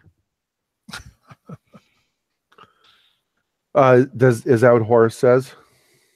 That's what Yeah. the man behind Horace says. Oh, okay. So yeah, The man behind the curtain. Gib will try that. Gib will try to get the pitch to go. So you're trying different lip positions, Mhm. top lip, bottom lip. you know, Everywhere a lip. like breathing in and out of it like a harmonica when you're 5. Try making an ape sound into it. That's awesome. But again, the sound has no effect on the statue nor the room around you. Okay, and examining the ape, it doesn't look like there's actually any holes that are for the ears or for the flute or in its mouth or in its eyes. No, but are you looking at it? I mean, what are you? Yeah, Gib's gonna examine it now. What does that mean? Examine it, He's gonna search it. like Put your hands on it. Are you touching Yeah, it? gonna touch it. Sure. pull it, push it, move it, shake it, spin it, Yep. Bop twist it, bop Dance it. with it. Yep. Put your hand in the hole. Wait, don't do that one.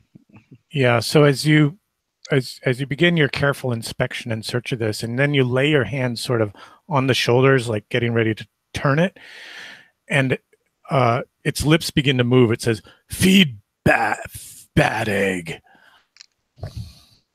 and you like jump back, like startled by this sudden utterance from the Feed from bad egg. Is that what it said? You think that's what it said? Do you want to touch it again? Yeah, Gib will touch it again. In Inappropriate. an appropriate way, not in an inappropriate way. We don't want any lawsuits after we leave the We don't dungeon. want. That's a thing these kids are doing these days. You just don't know. Those newfangled peeps. You give the ape a back rub, and you're both uncomfortable. I'll be right back. Again, when you lay your hands on the statue, the mouth begins to move, and it says, "Feed a bad egg." Feed a bad egg.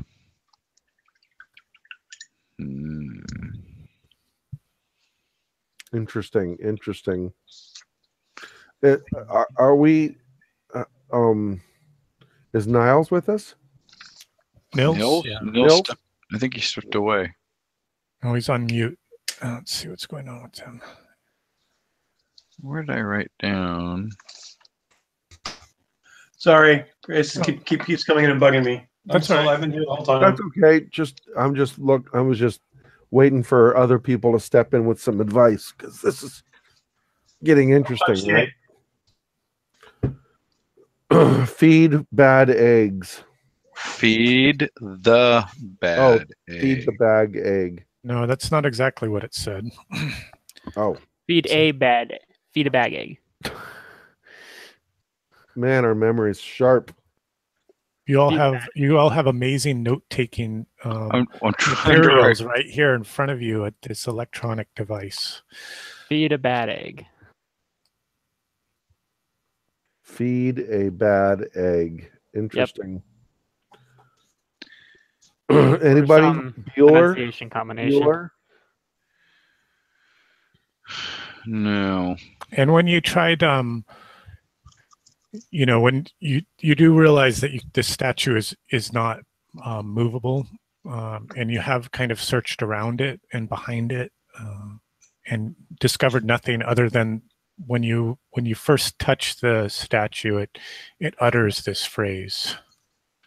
Do we want to have someone else try and touch it, see if it says something else? Sure. It's fine. Gerda will touch it. She's good at touching stuff. Feed a bad egg. There we go. We never touched the other statue, did we? We didn't. Well, we're going back there anyway, so. All right. I think we may have milked this one. You're milking the gorilla? It's not easy, but it's a statue, so it's not going to move. See, I'm wondering if it's saying feed a bad egg or if it's actually saying like a name. Yeah, we don't know.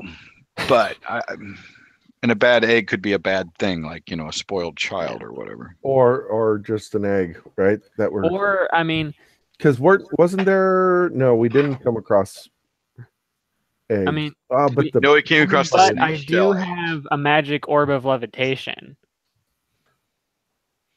which That could be considered an egg. Could be an egg, or that the dead Cro-Magnon could have been an egg. Mm. It was, something was hatched from it, as it looked like. Feed a bad egg. Anyways, okay. So I say we proceed. I agree. West and south? Yes. I concur. Wow, wow, wow.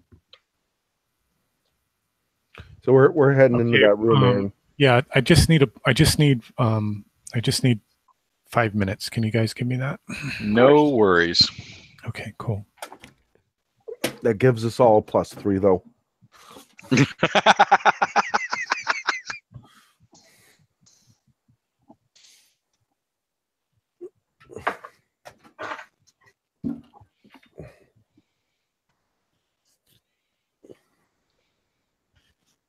So, Peter, since you're a teacher, you'd probably appreciate this. Grace is graduating junior high school. And Commencement. Very nice. Of course, being a Waldorf school, they're all into ceremonies and rituals and things like that. And so we're planning big, events going on. One of the things I've done, just because it seemed like a cool thing to do, is I've gotten all the class pictures from kindergarten forward, because her class stays together. Mm-hmm. They don't mix them around, and for the most part, it's had the same teacher. And I've scanned them at a high resolution and then copied the face of each kid and put it in the whole class. So I'm going to see if I can get that printed out. Unfortunately, you made a class picture from other digital images. No, I took each individual class picture for each year. Oh, okay. And then I cut out like a little headshot, copy and paste, and paste it into an Excel spreadsheet. So, for example, I have pictures of Grace from kindergarten through 8th grade, all on one line. Wonderful. That's a great thing to do. For all the students, including the ones that are like no longer there, they left or whatever. So, how nice. I'm trying to figure out a way to print it out, but right now, because the pictures are big enough and high enough resolution, it would take like 64 regular letter size sheets to print it out. Yeah, you're gonna have to send it to Mike McGraw. Maybe have him do a poster size, all in one big sheet. Yep, that's what we have our school plotters for.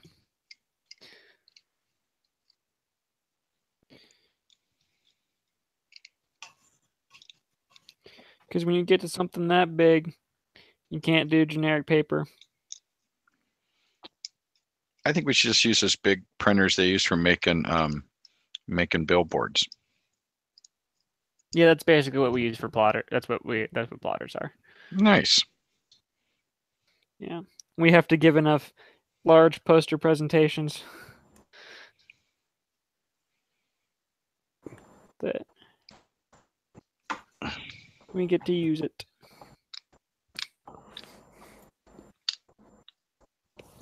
Excellent. I have antique equipment at work that barely works, and only one computer for my classroom. Well, we pay a lot of money. Yeah. I'm a public school. The only thing... I'm at least what? You're not in Oklahoma. Oh, no shit. They got it worse than I do. In many ways. I'm glad my dad's family escaped. Yeah.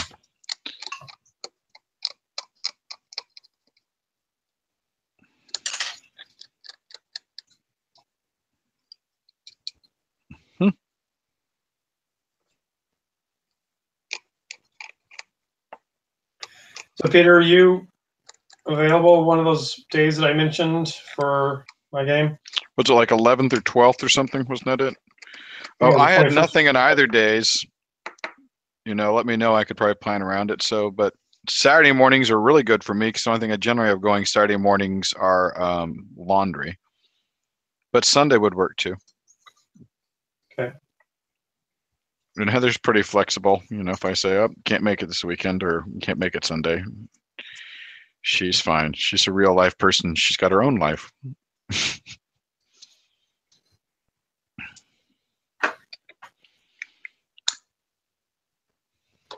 It's one of the nice things about not dating 20-somethings. What? Yeah, don't take it wrong, Ethan. 20-something-year-old girls are a mess. You know, when you're 20-something, that's fine. Your mess is together. You're supposed to be. Which ones exactly aren't a mess? Well, in older they get, they tend to have a little more confidence, and the mess is a different mess. And I don't have to deal with placating and bullshit as much as they go off on their own and do their own thing. That's much preferred. Okay, you say so. Well, the one I'm dating, it's working that way. Hey, I'm back with you all. Were you chatting about girls? Sort of. Yeah, I was just saying Kind the of. benefits of dating women who Roundabout are way. 20 is, we were talking about scheduling a game, and I said I'm fairly flexible, and I can, you know, if it's one of those things where I'm going to play a game Sunday morning, just tell Heather, nope, I'm busy Sunday morning, and she's fine because she has her own life. Right. I said one of the benefits of dating a girl who isn't in her 20s. Right. And I think Ethan's like, what? And I said, yeah, you know, you don't have those problems. And Mike said something, a case with there's women without problems. And I said, no, the older they get, they have more confidence and they go deal with their problems on their own and don't give me headaches. Right. Well, yeah, Heather's pretty great though. So yeah, she's a pretty stable woman. Yeah. Okay, so you guys were going to go through this southern door. Is that the plan? Southern door. Yeah, southern door. Okay.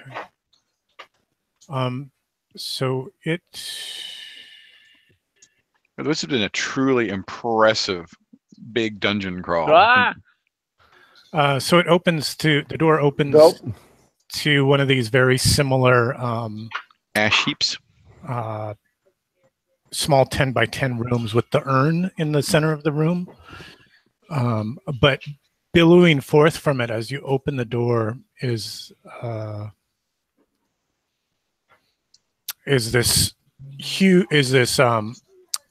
swirling cloud of smoke and ash. All right, roll for initiative. I'm casting. Are you okay? Yeah, you guys are casting. Yeah. Forrest and Oryx are getting ready. And initiative I will be roll right back because water will boil. And I'm a lot more than that. Yeah, so the soot elemental is going to go first. 23. It comes barreling down at you, screaming, "Out!" And what does? You can hear this just earth-shattering scream. Some sort of spirit from the broken urn. Okay. Wasn't sure there's something else in there. It's going to attack Horus or Oryx. Oryx? Odd Horus. It hits armor class 23. Whoa. Wham! You're propelled backwards onto your feet as the smoke just comes swirling around you between the crevices of your armor, and it's burning you from within the suit of your armor, and it does. What happened? It does 12 points of damage. This ashen spirit came swirling out of the broken urn when we opened the door, and before we could react, it came shooting forward and screamed, "Get out!" And it hit Horace, and all the ash and dust worked right into your armor and fucked you up for 6 points. 12 That's points. 12 points. I liked 6 better. Okay. I like Ethan's response. Wait, what happened? Wait, My wait, tea was wait. boiling, and then So this soot and smoke is everywhere. It's blinding you in your eyes. You're tearing up. Both Oryx and Horace suffer the same effect Horace is screaming bloody murder right now. of being kind of blinded, and it's painful. You have not heard such language from Horace in a long time. You'll shift a die down when you attack, or sorry, your action die shifts down because of this blinding soot and smoke in your eyes. Yeah, I definitely You can't really see very far into the room other than this black sooty cloud, and you keep hearing, and this thing is just screaming, "Get out!" Well, Horace is going to keep screaming bloody murder back. Okay. Okay. Because this hurts like a... In the name of Ildavar, I banish thee. Maybe not with that. Was that 14. A banish spell, level 2 cleric. Okay. First time I've gotten to spell it. But I'd already rolled up the manifestation. Silvery ethereal chains wrap around the target and constrict it. Okay, so these chains kind of appear from nowhere and starting to wrap around. What's the effect for 14? For the next turn, the target must make a will save to approach within 30 feet of the cleric. If failed, it cannot approach any closer than 30 feet, nor can it hurl a missile weapon, speak in the cleric's direction, or otherwise take action against her. If forced within 30 feet, the target takes D4 plus cleric's level divine damage each round, although this damage cannot kill the creature. If reduced to 0 points, the target collapses unconscious and heals normally, then removed the cleric's presence. If the spell is cast while the target's already within 30 feet, it immediately takes damage and is forced back 30 feet per round until it's at the outer perimeter of the spell's area of effect. So it's going to take a D4 plus 4. And it's a will save against that? Will save to approach. Yeah, for the next turn, the target must make a will save to approach. So, but since we're within 30 feet, clearly, Mm-hmm. I do 5 points of damage, and he's going to be the thing will be driven back 30 feet. And this is a level 2 spell, right? Yes, sir. First time I've gotten to cast it. Yeah, it's awesome. I've not seen this spell before. Banish and a 14. And it's page 269 if anybody's curious. Yep, I have my ebook open. You kids and your ebooks. Okay, so the D4 plus caster level of divine damage. So that was 5 points. 5 points. I will update the monster here shortly. Excellent. So it's going to take this divine damage each round, but that can't kill. If it's reduced to 0, it collapses unconsciously. Correct. That works just fine for Horace. Yeah, I think Oryx should take his magic sword and cleave this thing. Says for the next turn. Which would be, what's it, 10 rounds? 10 minutes. minutes. So it's going to last for 10 minutes. So the turn is 10 minutes, so 60 rounds. Right. Yeah, it lasts for a long time. Basically the combat. It'll last for the combat. So, and it's always going to take this damage. But it's kind of, you've sort of penned it in within the room. It can't break out. Right. Which may or may not be a good thing. Yeah, I don't know. I may have screwed us. I apologize if that's the case. But you did put this soaking damage onto it, where it's taking a D4 plus caster level every turn. Correct? Yes, sir. Okay, good. And that was my action. I like the silvery chains. That's pretty cool. Yeah, that is cool. It would have been cool if it were like vines or something too. Yeah, of course, that's how I heal. The person's covered in vines, and then the wound is bound and covered in vines, and then they turn autumnal colors, and turn to dust, and the wound is healed. Well, this is, I mean, to the So unholy, but yeah. It'd be perfect for it. Yeah. Yeah. So these mystic silver chains like try to bind themselves around, a large portion of the Ash and swirling smoke, but then it sort of draws through it. And then the best you can sort of get is to wrap the chains around the urn itself, from which all of this smoke is issuing forth. And when that happens, the creature cries out in pain and anguish. So the silver chains are wrapped around the urn now. Interesting. Hey. Blessed be Ildevar. I think there were a couple other casters doing something. Yes. And then the 2 warriors, right? So would Gib be able to cast a spell and then do something? No, that's you can do one. You can basically make 1 die roll a turn, but you could cast a spell and then move or do something that doesn't require a die roll. Could he cast the spell and then blow the whistle? Sure. Okay, You so can blow the whistle and cast the spell. So he's gonna cast Eckham's Mask as is tradition. Okay. And why mess with tradition? And that's exactly why I mess with tradition. Always a valid point. Ooh. So it's 4, like a 10. 5, 6, 7. Looks like a 9, actually. Yeah. Be my guess. 9. Yeah. Oh. Yeah, I don't want to spell burn for nothing. Okay, so he just lost this, and then he's gonna blow the whistle. For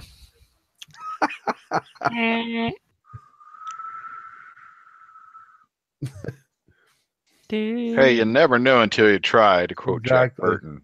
Nothing happens. That's a safe bet. Aaron, He's Was unmuted, that I my- think. I'm sorry, what was that? I He said blew the whistle. Did blew anything the happen? whistle. No, nothing happened when he blew. Okay. Okay, were there any other spell casts going on? I don't think so. So Oryx is No. gonna go and basically try to attack the So, mist actually has- itself. Sorry. Oryx has 3 action dice because he's level 5. But they're all shifted down a die. Okay. They all are shifted down. Because So the his smoke. D20 goes to a 16, his 14 goes to a 12. That's a So shame. he can make 2 attacking rolls at a 16 and a 12. Okay, and then I guess the question is, do you want to do any kind of mighty deed as you rush into the room, swinging your mighty sword? Yeah, he's gonna go in and basically very carefully not to cut the chains of retribution, the divine retribution chains, and just do these 3 sweeping attacks that somehow skillfully work their way through the chains. Giant figure 8. Yeah. Are you attacking the urn, or what are? Yes. Whatever the chains have like wrapped around. The urn, the giant urn. That's I would actually, I mean, I think- Horus, I'm thinking I'm just going to take my sword and just stab straight down into the urn. Okay, go ahead, Horace. You rush into the room and stab straight down into the urn. Go ahead, roll your. You can Okay. even throw your deed die into that. Let's see how you do. Sweet. No Not deed. well. You 13 missed total. the deed, so 13. That's a miss. So you like skid down the outside of the urn. In fact, you can't quite see clearly, and you Right. I'm in a lot of pain. I'm kind of blind. right. Your armor's getting hotter. And I actually rolled the wrong die, so So even better. Oh, seeing yeah. what he attempted, Oryx actually tries to do the same thing, but at the same time he actually just jumps straight up onto it so he can like come down with his feet. Oh, And- above it, like Yeah, and above straddle it. the urn. Yeah, I say split the urn with that mighty blade. Uh-huh. and Okay, just go so let's see. plunge it straight Why down. don't you just use the funky die that I just put up for you? And it's 2 attacks, Ethan. Is that what you said? Yeah, it'll be a D16 and a D12 because he's downshifted. Okay, so why don't you do the D16 first, Mike? And he yells out, "Die, foul spirit!" And you'll add your deed die to this, so you'll add a D7. Yeah, but roll the D16 first, please. Yeah. D16. It's gonna give us. Oh, two. fumble. No, it's a 2. No, it's not. It's a 2. It's a 2 plus 6 because of his bonuses is an 8, and now roll the D7. If that'll even hit. This thing's hard to hit. 13. I don't think so. Your D12. Let's see, but the deed did go off, so he's straddling the and you use the same deed die for both attacks, correct? Yes. Okay. So yeah, so you're straddling the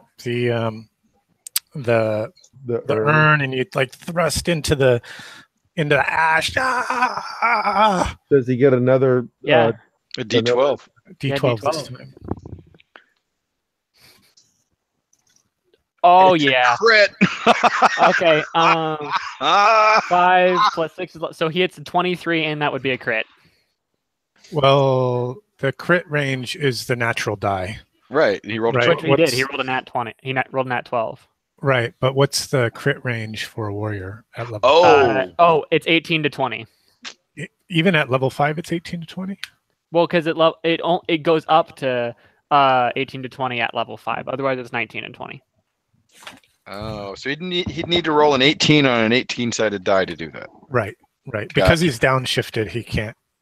It's hammy is because D16 is his top anyway. That's why a 16 crits. Right. But That's because he's halfling. Oh, I see. It's 18 to 20. It only ever gets to 17 to 20. Right. Gotcha. Yeah, I need to look if it ever shifts down, but I don't think it does.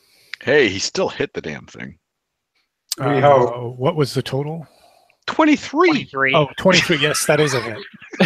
If that's not a hit, we're closing the door and leaving. We're fucked. No, it is. Smoke. I'm sorry. I just missed I missed the total. So, I think for a two-handed sword, it's a D10, right? Mm-hmm. So I roll It'll be a D10 plus 11. D10 plus 11. Not even funny. 15, baby. That's sweet. 15. 15 total points. Yep. Mm-hmm. Sweet. That's 20 so far, if I'm not mistaken. Yeah, plus including the banish damage. Yeah, and the banish damage. Right, is that everybody? Arcor. Right. Is there room Tammy's to not getting involved. is there room to get in to fight around the area? You could run into the room. You're kind of at the rear of the party right now. Yeah, there's blinding, choking soot and smoke. Your deed die will, your action die will shift down a step if you enter the room. Yeah, might as well. You know what I just realized? We needed to. I should cast enlarge on Oryx. Did you declare a spell? No, I'm just saying. Just realized in general. Uh-huh. Yeah, just in general. That would have been fun to cast enlarge on Oryx since he's already so super. Okay, rushing in with my spear and magic helmet.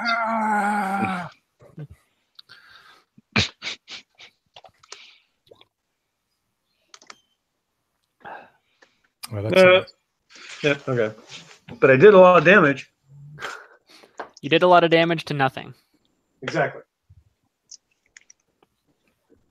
Hey, by the way, just because we're in the middle of combat and interrupt, speaking of spears, I ran Portal Under the Stars for my niece, nephew, and brother this weekend, and my nephew's hooked. He's totally hooked. The niece is lethal, and she's a killer, and she will, I think, either be chaos neutral her whole life. Everything. She's the kid for a sixth grader was astounding, but they want to play more. So, end of my interruption. That's so great. I'm glad that you got to do that for them. Yeah, it was a great day. Awesome. Neb Pendlebrooks once I have the setup to do it. Maybe 3D. you need to like write a brief kind of recap. Maybe not like a detailed AAR kind of thing, but maybe just like a few key things that happened for them. That would be fun to read. Ooh, excellent idea. Mhm, yeah. Let's see here. It's an initiative check. Anybody casting a spell? Yes. I hope. Let's see. No. Was that an I You're hope? not gonna cast enlarge on Oryx? No. He's at a -3. He's at a -3 already. So. I don't think I want to cast bind more than once. Doesn't make sense, does it? No. The banish. Yeah. The banish, I mean, yeah. You could try to cast it and like improve its efficiency. Oh yeah, because at 16 to 19, it's a D8 plus the cleric level, and it's 60 feet. No, I think I'm going to go hammer at that urn with my mace while being within 30 feet of it. Right. Okay, so here's the initiative check. Let's see. I've got spells from Gib and Gib. I'm not going to roll. Oh, I win. There's no point. Yeah, there's no point. You already at a what, plus 12 or something. We're going to choose to go second. How's that sound? Sure. That sounds great. Let's see who's in the room. We've got Curtis, Oryx, Horatio. and Aircore. Or in the room. Arcor. That's all right. Everyone with these odd R's. Yeah, Hammy's outside of this crossroad going, fuck this. Horus, Arcor, And orcs. and Oryx. Lots and lots of orcs. 30 of them, in fact. Oryx, 30, a horde of orcs. I mean, that's where Gary came from. A horde of orcs. Oh, that was a right charm spell. So It again, was. all that you hear, through this swirling ash, is this shrieking to get out. And it's going to attack. Probably everyone. We could just leave the room, Arcor. Hammy's yelling. And Arcor is hit for... yes, that will hit Arcor with a 23. Dang. Let's see. Even Horus couldn't have blocked that. I advise using your enlarge spell anyway. Hammy's yelling, we could do what it says and just leave. And you take 20 points of damage. Gar! Foul! Yeah, so this is that a killing blow for you, Nils? I'm pretty sure it is, but let me check the picture. Oh, it attacked. Oh, I thought it attacked Oryx. No, it attacked No. Arcor. Oh yeah, all these funny sounding foreign names. Literally, No. they all sound the same. No, it is not a killing blow. All right, so you're like enveloped by a large cloud of this choking smoke, and it's like forcing its way down into your lungs, and you're retching and coughing, and your chest feels like it's on fire. Like hot coals are being shoved into your abdomen. Okay. That's bad. So Oryx is going to go next, and he sees his friend and comrade get hurt so badly that he decides to leap up and drive the sword just straight down into the urn as hard as he can. Again, he's like up on the top of the urn, just going chicka chicka chicka like some kind of deranged butter maker. Yeah, exactly. Or something. He's just going to leap up. So that's his thing. That's He's his deed. just going So, to drive it just straight down into this, yelling "foul black spirit." Okay, and it's a okay, D16 for you. So I roll a D16. Yep. Okay, and then roll a D7.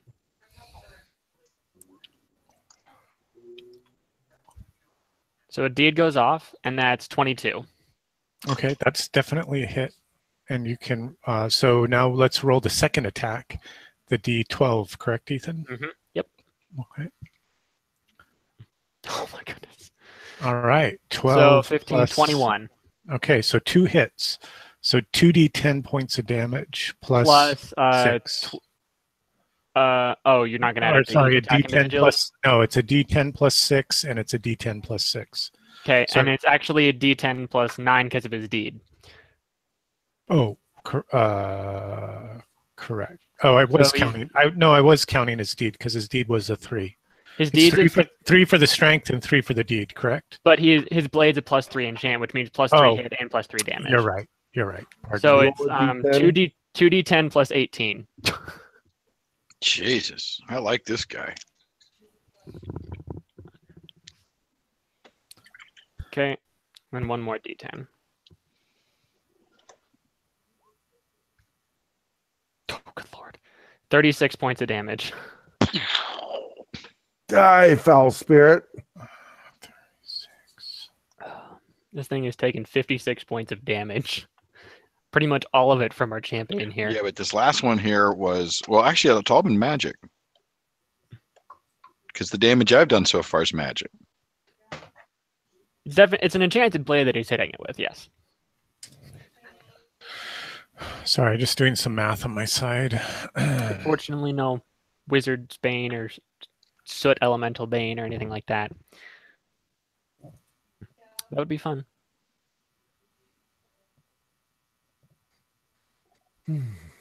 Okay. Who's next? What? Horse is up 56 next. points! My God, Well, it's still probably up. it's not taking a full 56. It's going to be taking like half damage or something like that. Because of Damn its form. Because it needs to have magic attack, you think?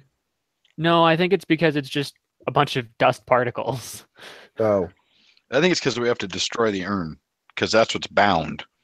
Do you want me to go for the urn? No, That's- or the hammer. I mean, That's what I'm hitting. I'm hitting the urn with my mace. Go for it. Yeah, why don't go ahead and have Gerda go for it, and then Horace will follow up with his portal smashing skills. I don't think a And 7's so- going to do it. so No, that's a miss. But remember, you're a D6. You're shifting down 1 when Mhm. you're fighting in the room. Okay, so Horace is going to go. Oh, I thought it ahead was just the and- 2 guys in front who'd gotten hit. It's No, all of us? anybody that's in the room is like subject to this smoky. Oh, okay. Okay, blinding, Horace is stinging gonna. ash in their eyes. Mhm. Horace will try and smash the urn. Okay, don't forget your deed die. Yep, D16 and D6. Deed goes off, and that's a total of 20.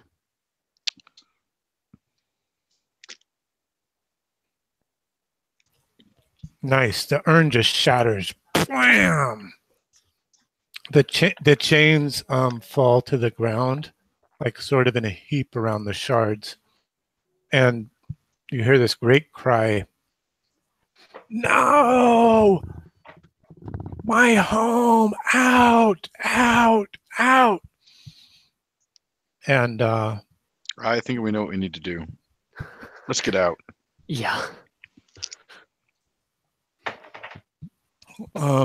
let's see who's next. With his second movement action, Horace is gonna back out of the room. Okay, you're fleeing a combat.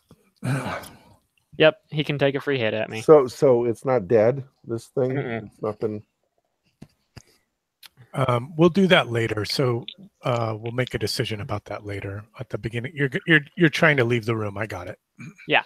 Okay. Who else? Who else next? Anyone? Well, I swung with the mace and missed. Okay. But on the next round, I plan to cast. Oryx did his stabbing butter turning. 36 madness. points of damage, buddy. Yes, this turn, right? So is this is the second round? So Ericor can go. Yep. Okay, yeah, he's definitely backing out of the room just because he's almost dead. And if Horace Yeah. is backing out of the room, Hammy's patting his back and offering him water to help clear his throat. You look like shit. no shit. All right. Is that everyone? All right. So an initiative check. Mr. Plus whatever god awful number you have. Plus 10.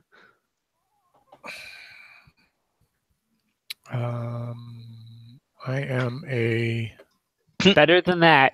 I'm a 16. I'm a 4. Okay. Oh wait, I rolled it twice. I was a 5. Never mind. It's okay. It matters. So I know that you guys are fleeing the room. I know that some of you started to flee the room last round. So he's just going to make one parting blow at those of you that are fleeing. Okay. Aaron, before you do that, I just do want to say, Gerda is holding the line so everybody gets out to try and keep the thing from approaching them. So she's backing out. Oh, don't last. forget your. Oh, I forgot my D4. Your damage from your. So roll 2d4 actually, because it would have been from round 2 and now from round 3. Right. So that's 5. No. 5 and 6. So a total of 11. 11. It's not even funny. Not even funny. But I'm guarding the retreat and trying to keep this thing from advancing on my friends. Okay. Because it can't get within 30 feet of me. Right. Or if it does, it takes damage, right? Correct. Or it has to make a willpower save. It has to make a will save to approach me. Why don't we shut the door and let it get eaten up by that? That's a good idea, actually. You could just lean against the door. Horus and Oryx will just be going do do do do do.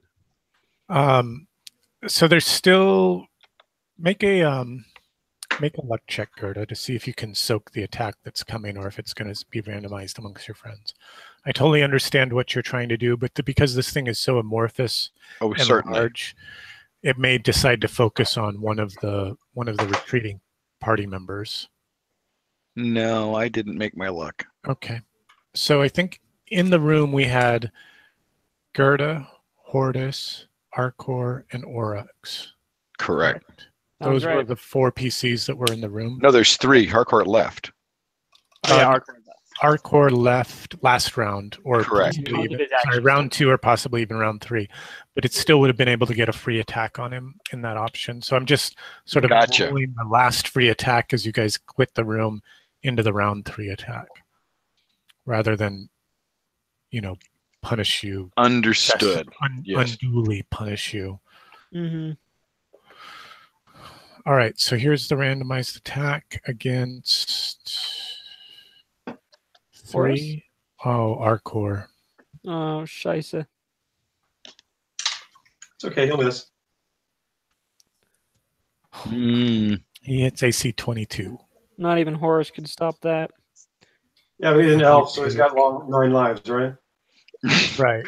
Well, we got a chance of healing you. So you took 24 points. It basically flings you out of the room, and you guys like run into the chamber with the burial monkey, and the smoke demon doesn't pursue you. Horus it's bound by those chains. What's that, Horus? He's going to slam the door shut once everyone's through. Okay. And there's like tendrils and wisps of smoke coming out between the door and around the seams. I'm immediately going over to the elf to see what I can do. Well, you can. So there are 2 things you can do because it's sort of in combat. Well, actually, you can just roll the body and make a luck check. Nils. Oh, he's still up. He's not dead. Oh, he's not dead? What? Yeah, hold on. Are you carrying a demon around in you? I'm joking. I've got a demon in my pocket. Yeah, Horus will close the door and put up his bandana around his mouth. Yeah, I make my luck check. Awesome. So you're not dead, but he's not dead. But you just mostly dead. You are at 1 hit point, and you are at -4 for the rest of. I think it's the rest of the day. Yep. Yeah, that sounds familiar. Yeah, each of us has been there at one time or another. And you need help moving around. You're dazed and confused, and you lose 1 random physical trait. And tell me what scar or critical injury that you're now suffering from because of this this smoke demon? Well, it's going to be stamina that he's going to lose because it was all difficulty breathing kind of stuff. Oh, it's a random. It's a random trait. Oh, it is. Okay. All right. A random physical trait. So one of the first three. Right. So the scar will be he's got a bad cough. He's going to. Oh, it's a black lung, literally. Every morning he spends about 10 minutes coughing up stuff. Okay. Awesome. And anytime Charming. there's some sort of respiratory distress, there's a chance he might have problems. Okay. So let me roll for the. Do you want me to roll for you? Oh, you got it? I got it. Okay. The second one, which Agility. okay. Okay, are we getting out of the second room quickly as well? No. I say we stay until it dies. I second that. Because we still got an hour on this thing, right? We got an hour left on your spell, approximately, and that's, Right. No,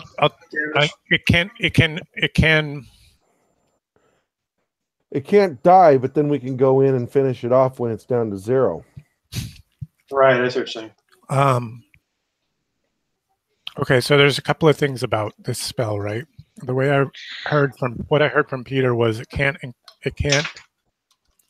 it's confined to a 30-foot area, correct? Mm-hmm. Yeah, it has to stay 30 feet away from me. And If not, it takes damage. and it can try to close. It can try to close with you by making a will check. Correct. And if it's within 30 feet of you, it takes damage. Mm-hmm. The door won't constrain it. It's smoke, it's ash, and it's soot. It will be able to move out of there, Okay. and it will be able to continue attacking you. So And you we guys can- can certainly stick around, and the priestess of Ildevar can continue to enstrap it and ensnare it in those binding chains. But I will say that it will try to melee you in this case, right? Because you're tormenting it. We could move to here or just into this room, which should technically be just out of 30 its feet. reach of getting us. Mhm. Yeah, let's Or- do that. Or But then it won't be suffering the pain and the penalty of being Well, within we'll 30 stick feet within- of the we'll cleric. get out the measuring device and measure the 30 feet. Well, that's I'm- fine. You can yeah. do that. But what I'm telling you is if you stay within 30 feet of it and continue it's going to Right. continue Well, to it attack. will So attack you. What we Okay. could do is we could play cat and mouse with it. hear me out. Mhm. Crazy Go for it. idea. It's going to be chained immobile for about an hour. Mhm. I say we. Oh, there's a door there. I have to go all the way north to do this. I say we leave it the fuck alone, and maybe it forgets we're even around. If we have to cast banish on it again, trying to get us out of here. I have to use the doors. I Yeah, you say have we to go. use the doors, and you can use the arrow keys on your keyboard if you want. But This is what I think we should do: is Mhm. come right back down here and say "fuck that thing." And if it comes after us, it comes after us. But I think if we stay the far away from it and got the hell out of it, I think it might just. Yeah. Well, Gibbs not entirely too convinced that we're supposed to leave it alone, that it's part of this big game that we're playing. But how about I'm going to point out that we soaked a ton of damage into it, all of it magical in source, and destroyed the urn that might have been giving it its protection, and none of that really seemed to have any effect. In fact, I never saw a red bar come out on the if you want to talk players, I never saw a red bar come out. I think it's in our best interest to leave this thing behind. Okay, what one other potential? What if we were to ask the priestess to go try to treat with it? Talk to it. Yes. I think it's in a little bit of a blood rage right now. No, I think Speak with Dead is a specific spell, and I don't have it. No, well, it's talking to us. It's saying, No, it's "Get yelling out." at us. Okay, yelling. It's yelling at us. It's That's how we communicate in communicating. my It's family. I mean, I don't know It's about you. communicating with us. And you can start off by saying that you will release it from its chains if it parlays with you. I think it's going to attack whoever goes in there, and I think they get You close don't to have it. to go in there. You just have to open the door. I'll be within 30 feet and causing it damage. Well, then Or you could that'll wait for be- the spell to expire and then try to reapproach it. I mean, that could be a way. It's probably a better option if you're going to talk with it. Yeah, but it'll give it incentive. I like how the wizard's like, Gibbs like, hey Gerda, why don't you just go talk to it? I mean, I'm sure it'll be fine. Yeah, but I mean, it'll give it an incentive. Why don't you go talk to it, Gib? You got orange. Because I can't release it from its chains. Well, it will be released in an actually, hour. It is released now. It turned What? 10 minutes. You guys left the room. You rolled over Arcor. You traveled out. You know, it's at the end of the combat. That's the end of the turn. All right, then I say we go to the next room away, so we're not within 30 feet or even one more away. Like that room right there. Mm-hmm. So I can try and heal Hardcourt, and if we get a sense of this thing coming after us, then I'll treat with it or whatever, do binding again. But I think if we leave it the fuck alone, it's going to leave us alone. Mm-hmm. Here, let me open this door to your north of your current position, so that you I don't like think just we moving should in be and out. healing anybody out there, though. We should be moving like north to the other rooms or something like that. Okay, put me where the party is and tell me what you're doing. Okay, we were in the room with the gorilla, but I think we should go at least 2 rooms away and patch up knock the dust out of Harcourt. But I do think we should go back around to the south. Let's go here and then heal up and then go. Okay, some spell checks for healing when you're ready, or you can stand on a burn as you like.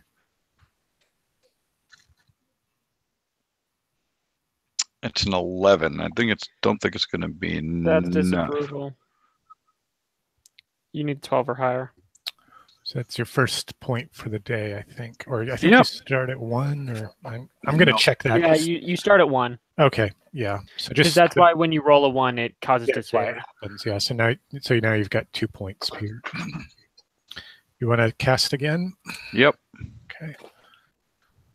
Praying and chanting over poor fallen Arcor. Oh, that's a success. Yeah, so that's going to give you 3 dice. Yeah, because he's neutral. Unless you're neutral. Yes, If you're neutral, you get 4 dice. I'll check. He's neutral now. So what level is Arcor? 3rd. Then he gets 3. Oh, yeah. You can get as many as your level. Oh, okay. No more than your level. So do we want to go south or do we want to go to those double doors? No, let's go south. I just didn't want to be ambushed by Oh, you didn't want to be healing out there in the middle of nowhere. Oh, I agree. 15 I agree. apes and Apes and beasts. And Right, because ape shall not kill ape, but unfortunately, we're not apes. Not to the apes, anyway. No, they don't understand that technically we're really cousins and they should leave us alone. so go ahead and move us, Peter. Or whomever. Let's see. I love how you have to thread doors. Is that one locked now?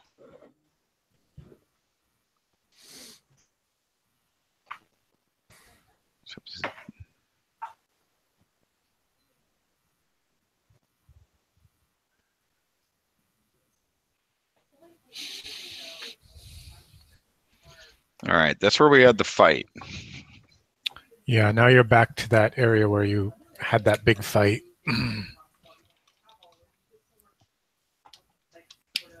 And we're saved by some serious wizarding. Yes, sir. All right. South-south or southwest? I'm thinking west. I agree. Partly because the green one slunk off that direction. Mm-hmm. Right. It sucks that we're going to have to kill these guys. It really does. Ack, I see an ape. And not a grape ape. Let's see. So you come to this this archway. There's not a door here. It's just an open arch. Mm-hmm. And inside you can see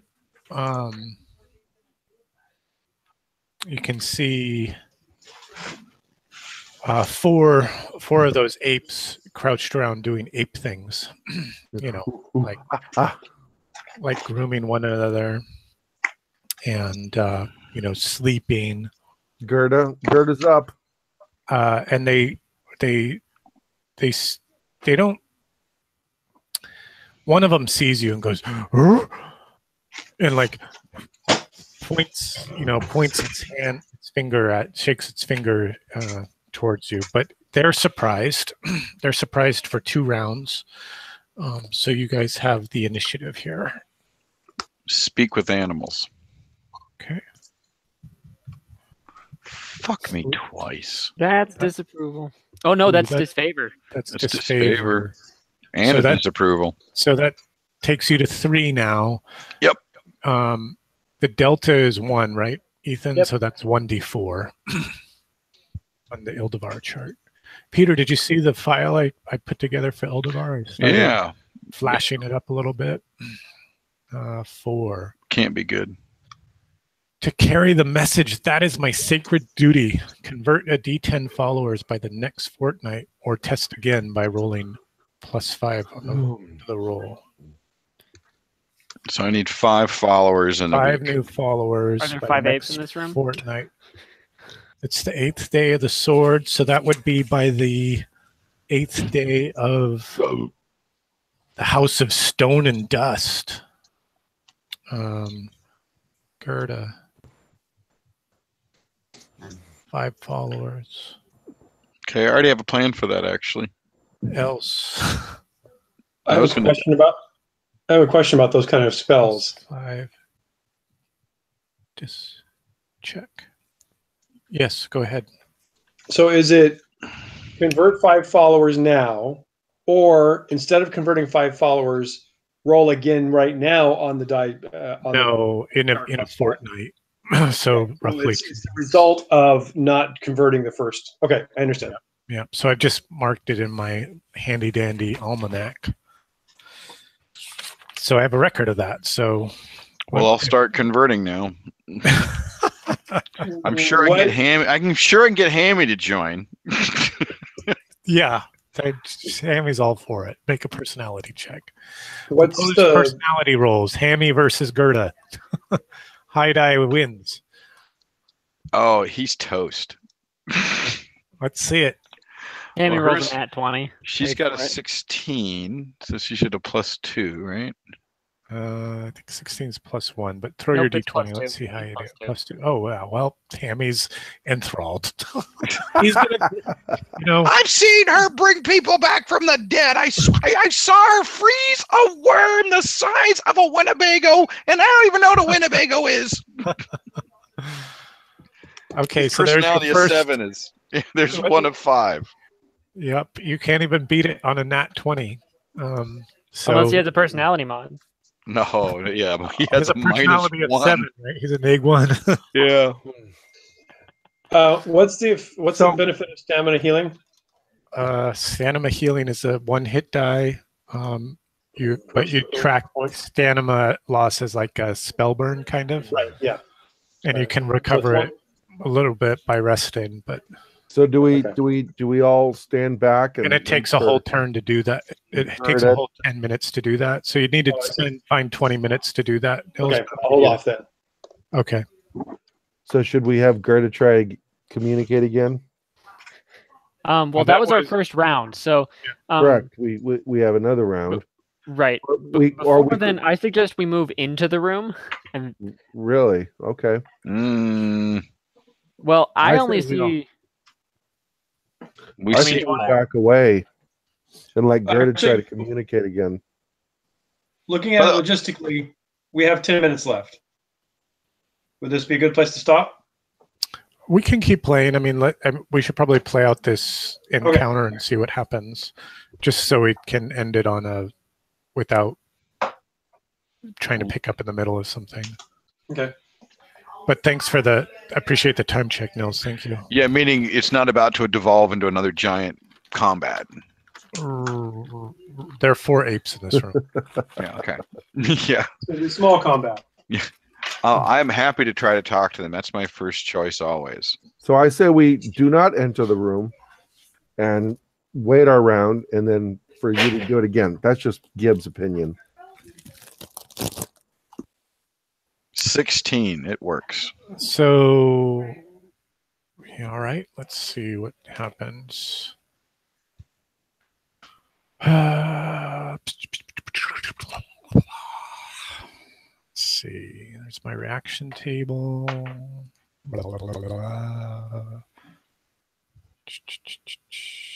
Funky dice. And I have a personality of 16. Okay. They score an 8.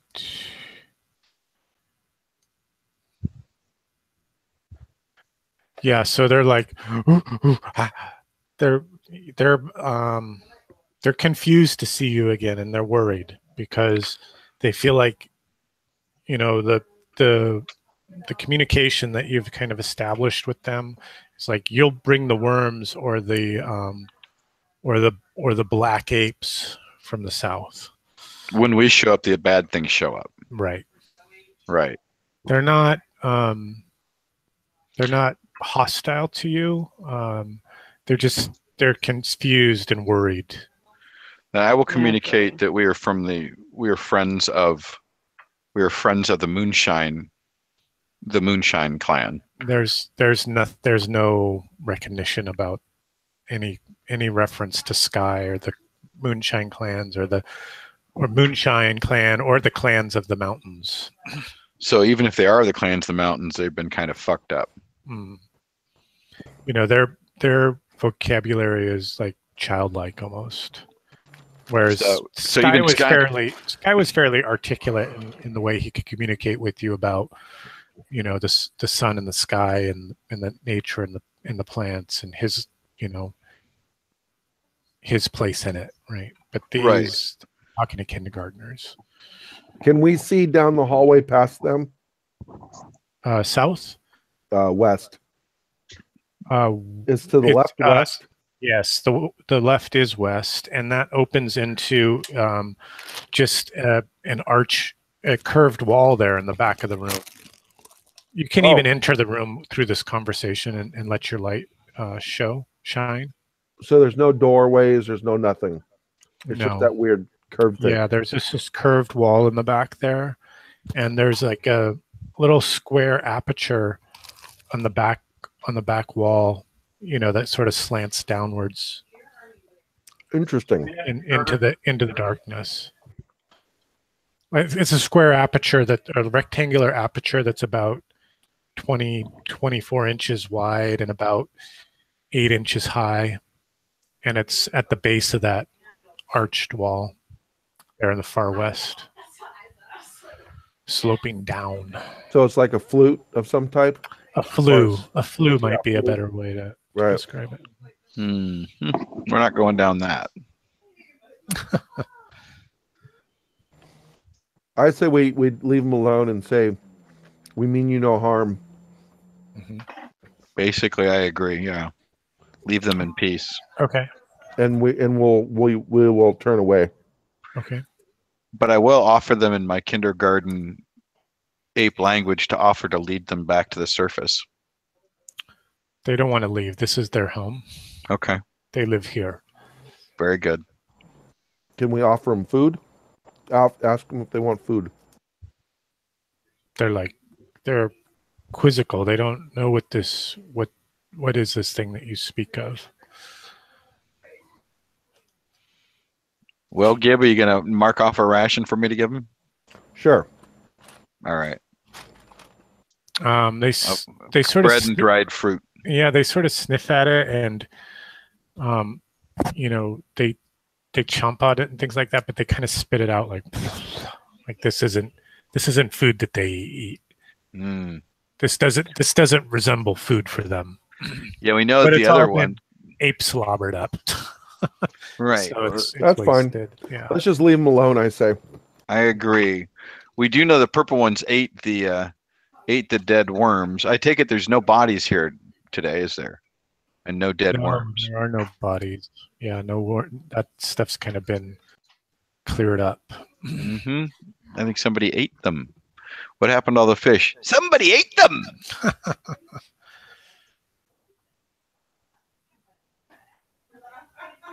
So this if you want to move off the grid, you just hold down the Alt key. I don't know what that is on the overview.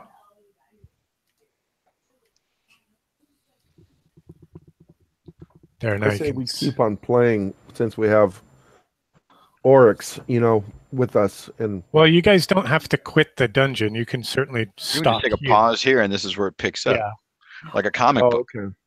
yeah, and you can certainly still have Oryx with you because you've only been Few hours, whatever it is. traveling for a few hours. you Yeah. know. Hmm. So I'm up for playing still, but if we want to call it 10, then we're I think it'd be a good idea if we stop now, only because it's 10 o'clock. That's our regular play time, and yeah, we could take a recap from here. Anybody have any pros or cons for the session tonight? Oryx. Oryx. He's a big pro. Uh-huh. My finally rolling disapprovals. That's a big con. Oh yeah, that's for me. That's interesting. It's kind of exciting now too because, you know, you can probably feel this like pressure building a little bit, right? 3 points of disapproval, probably more than you've ever carried before, right? It is. It really is. And you're only a few hours into the dungeon, and now, you know, you're staring at a flat spell checks, right? It's not good. Yeah. Now, just an idea I've had long before I had to get followers was my plan was to teach Sky about the Ildavir and help him in the Grove. So every time I come back every year to work in the Grove, my friend Sky is there and we can hang out and communicate like he's a big Totoro or something. Yeah, I think that's very reasonable. You can go ahead and mark a second convert there. Cool. you could try to convert Oryx. Didn't say that they have to stick around in this this universe or realm or time or anything. That's absolutely true, but Oryx isn't quite the same pushover that Hammy was. Not with He a has an personality at 18 18. You can try. You know, it's not going to hurt to try. It's very true. Very true. Well, Oryx could convert Gerda. That's right. I'm sorry I worship myself. You know, I should too. That sounds like a great idea. Tell me more about our Lord Despair. Hey, wait a minute. Is this like the Bible? No. Yeah. Well, kind of. Vistas, you say, huh? Only Vistas, huh? Yeah. Well, great game tonight. I liked the imagery of Oryx like going mad on above the urn in the smoke demon's lair. I thought that was neat. Yep. Was anything doing damage to that thing, or are we being completely ineffective? We don't know.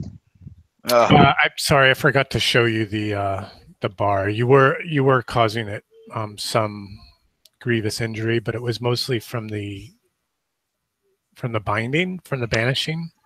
Thank you. And obviously, Oryx See, I think there's something back there. did the lion's share. Yeah. I'm guessing there is too. Well, we see how we feel in a week if we want to go back there. Well, No. I think there's going to be another piece to a whistle or something, or who knows.